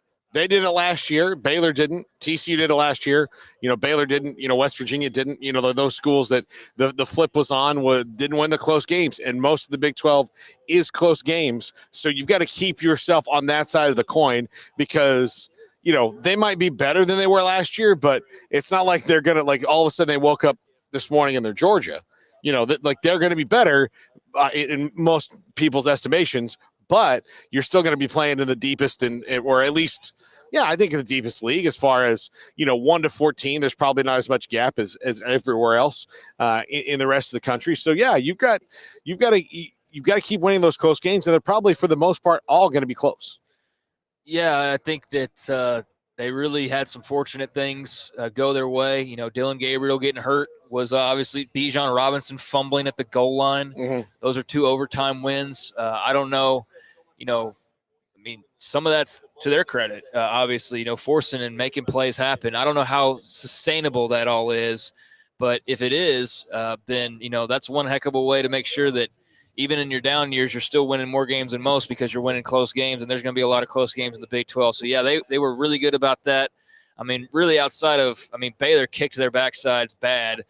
Final score-wise, there was a moment there in the fourth quarter where if a couple things go differently, all of a sudden it's like a 2-score game, and it could have gotten weird. But for the most part, Baylor dominated that game. Outside of that, I think every game, maybe except for one more, maybe, because I can't remember exactly, we're all within 2 scores either way. So, they're used to playing in close games, and if you can be on the positive side of that, that'll go a long way.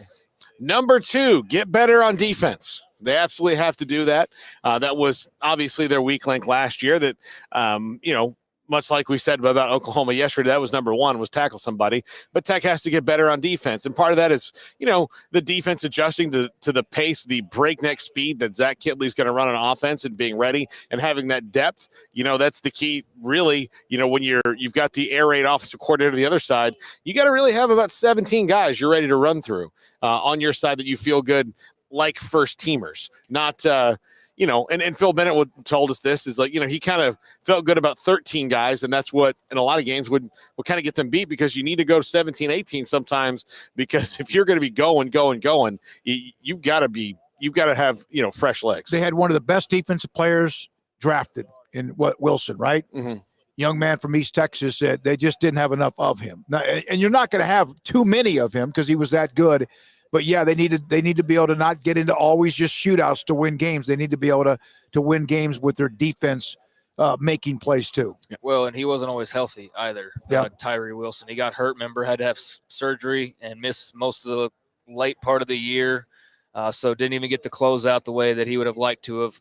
But he was an impactful guy and obviously very talented to get drafted where he did. But yes, they do need to improve defensively. I think they've got some playmakers and guys with a lot of potential on that side of the ball. But yeah, if you're looking for improvement, that's where, or that's one of the first places you start to look, because you feel pretty good about the offense and what they're going to be able to do. They're going to score some points, but can they stop others from scoring points? That's the question. Number 1, win on the road. They did not win on the road last year. They did not do a good job of that, particularly early in the season, which, every time you thought hey, look at Tech, then they're going to lose on the road. They've got to win those games on the road. So if you're going to win the Big 12, you're going to win the conference, you're going to be in that conference title game, you got to win more games on the road than they did last year. I don't really need to harp on that very much more, because it's kind of obvious. If you don't win on the road, you're not going to win the conference. You have to win more than you lose. You can't, go barely over 500 or under 500 on the road and do that. You got to win those games. Yeah, because, Baylor, they didn't do it against Baylor, but they protect their home turf for the most part. It's a tough place to play. It gets crazy, night games, whatever. All over the place, yeah. It's a great environment. It's a fantastic environment. But, yeah, you're going to have to win. You're going to have to win at least a small handful of games on the road to be a part of any conversation later on in November. Well, they technically won in Houston for their bowl game, but I know that doesn't play into the Big 12 standings. But I do want to at least make note of they technically got a neutral site or whatever you would even want to call that. But, yeah, I mean, you have to be able to win on the road to stand a chance of winning championships, bottom line. Even Baylor's got 8 home games, but if they go 8-4, they're probably not winning the Big 12. Yep. So, yeah, you got to go on the road and be able to win. That goes without saying, but I think that's something that they really have to hammer home. And, we asked Joey McGuire about that tomorrow, I guess, of how do you approach improving that specific area. Maybe he'll shed some light on that. But, yeah, they were not very good away from home last year. Kim Coulter, why did we win those close games when we did at Tech? Because the damn defense was good between the 20s, which was always the Phil Bennett. Remember what we have to do, and held teams to field goals, which is how you win those games when people are scoring. You give up the touchdowns, man. You got to match them. Also, a couple other notes and great, Paul, top 5. Yeah, they weren't atrocious defensively. They weren't like they couldn't stop anybody. But there's room for improvement to be a Big 12 champion, and that kind of thing for sure. All right, this is from John Soper. Enjoying the coverage, thank you. Would you please ask each coach when you get them on, or player, who they consider their Big 12 rival? Because we've kind of had this gumbo or jambalaya or whatever it is, this kind of basket of a lot of different teams. So that's a pretty good question, John. We'll do that. And there's one more question to wrap up the show. Well, we'll do that starting tomorrow. Yeah, we'll do that too. This is from, because we're done for the day. Jason Baumgartner, love to hear your opinions. All other factors and players equal, which Big 12 quarterback would you want with 2 minutes left, and let's say you have to drive 75 yards to score a touchdown to win the game? I said Jalen Daniels, because you're talking about all other factors equal. That means you've got the same kind of players around you. either way. So if you're talking interchangeable quarterbacks, this is a tough question. I thought about it, but when it comes down to I need a guy to make some silly things happen in 2 minutes, I'm going right now, Jalen Daniels. Okay. Yeah, he's a good choice. I'd say the only other name that came to mind just right off the top was Dylan Gabriel because he's just so experienced, and I think he's a really good player. Will Howard, certainly I feel like people would probably want to, raise their hands and say him, but I don't know. I've seen a bit more from Gabriel at this point. Definitely wouldn't be whoever's going to be West Virginia's quarterback, Mark Euler Green. Wouldn't be anybody from Iowa State. Wouldn't be Shapen, sorry, but not above others. Wouldn't be Alan Bowman. Quinn Ewers, I have not seen nearly enough to feel like that's number one guy. I think that's what's one of the things. I'm not saying he hasn't done that, but that would be important if he could do that early in the year. What was one of the things I said about Quinn Ewers when we did the top 5? He's got to start throwing them to wins. Yeah. And he didn't do that last year, and that's what you'd have to do in the last 2 minutes. Now, granted, they weren't in a ton of those situations exactly, but I do think that, he'd be fourth on my list because I think he's got the kind of talent to do it. I just haven't seen him do it ever. Yeah, really. The 4 new schools, there's too many question marks. Like Plumlee's a fun player, but I don't know if I'd take him over some of the others. And then Chandler Morris, haven't seen nearly enough of him either. So, yeah, I'd say Dylan Gabriel or Jalen Daniels is probably who I would go with. All right, so thanks for the questions. Appreciate it, whether it's on Twitter and or on the YouTube chat and or on the text line. And by the way, I did have somebody contact me on the text line late yesterday asking how to do a super chat. So I told him to go into the chat room, look for the dollar or money sign, and then maybe you as a family of 365 Sports can help him out if he gets in there. I would suggest, though, and we love your super chats, and this is going to sound counterproductive to, modern commerce, but don't probably do it tomorrow because it's going to be hard for us to get to them with all that we have going on. We want 3 of them tomorrow. All of them $20. We'll get to them. We're monitoring it because I've read some of the stuff. But, tomorrow will be like today from start to finish. I do know that we'll have coaches and players from the teams that are tomorrow. We appreciate those who helped us help with our coverage today. And it was fantastic. And we're not done, not just today or tomorrow, but we'll be doing this consistently whenever we can. The SIDs, the media relations people, have been great. All right, for a ton of people, Levi Caraway, Garrett Ross, Emery Winter, Jack McKenzie, Brian Etheridge, Grayson Grunhafer, and Colt McCoy, Colt Barber, Josh Neighbors, Craig Smoak, Paul Catalina. Wow, what a day. We hope you enjoyed it. And if you didn't get to listen to all of Brett Yormark and Mac Rhodes at once, you probably need to do that. That's just if you love college football. I think they were both great. I'm David Smoak. Thanks to our incredible sponsors, Rooftop Innovations, and also UPN for what they do and help us along with all of our other great sponsors. I'm David Smoak. Good night from Arlington. Back at it tomorrow.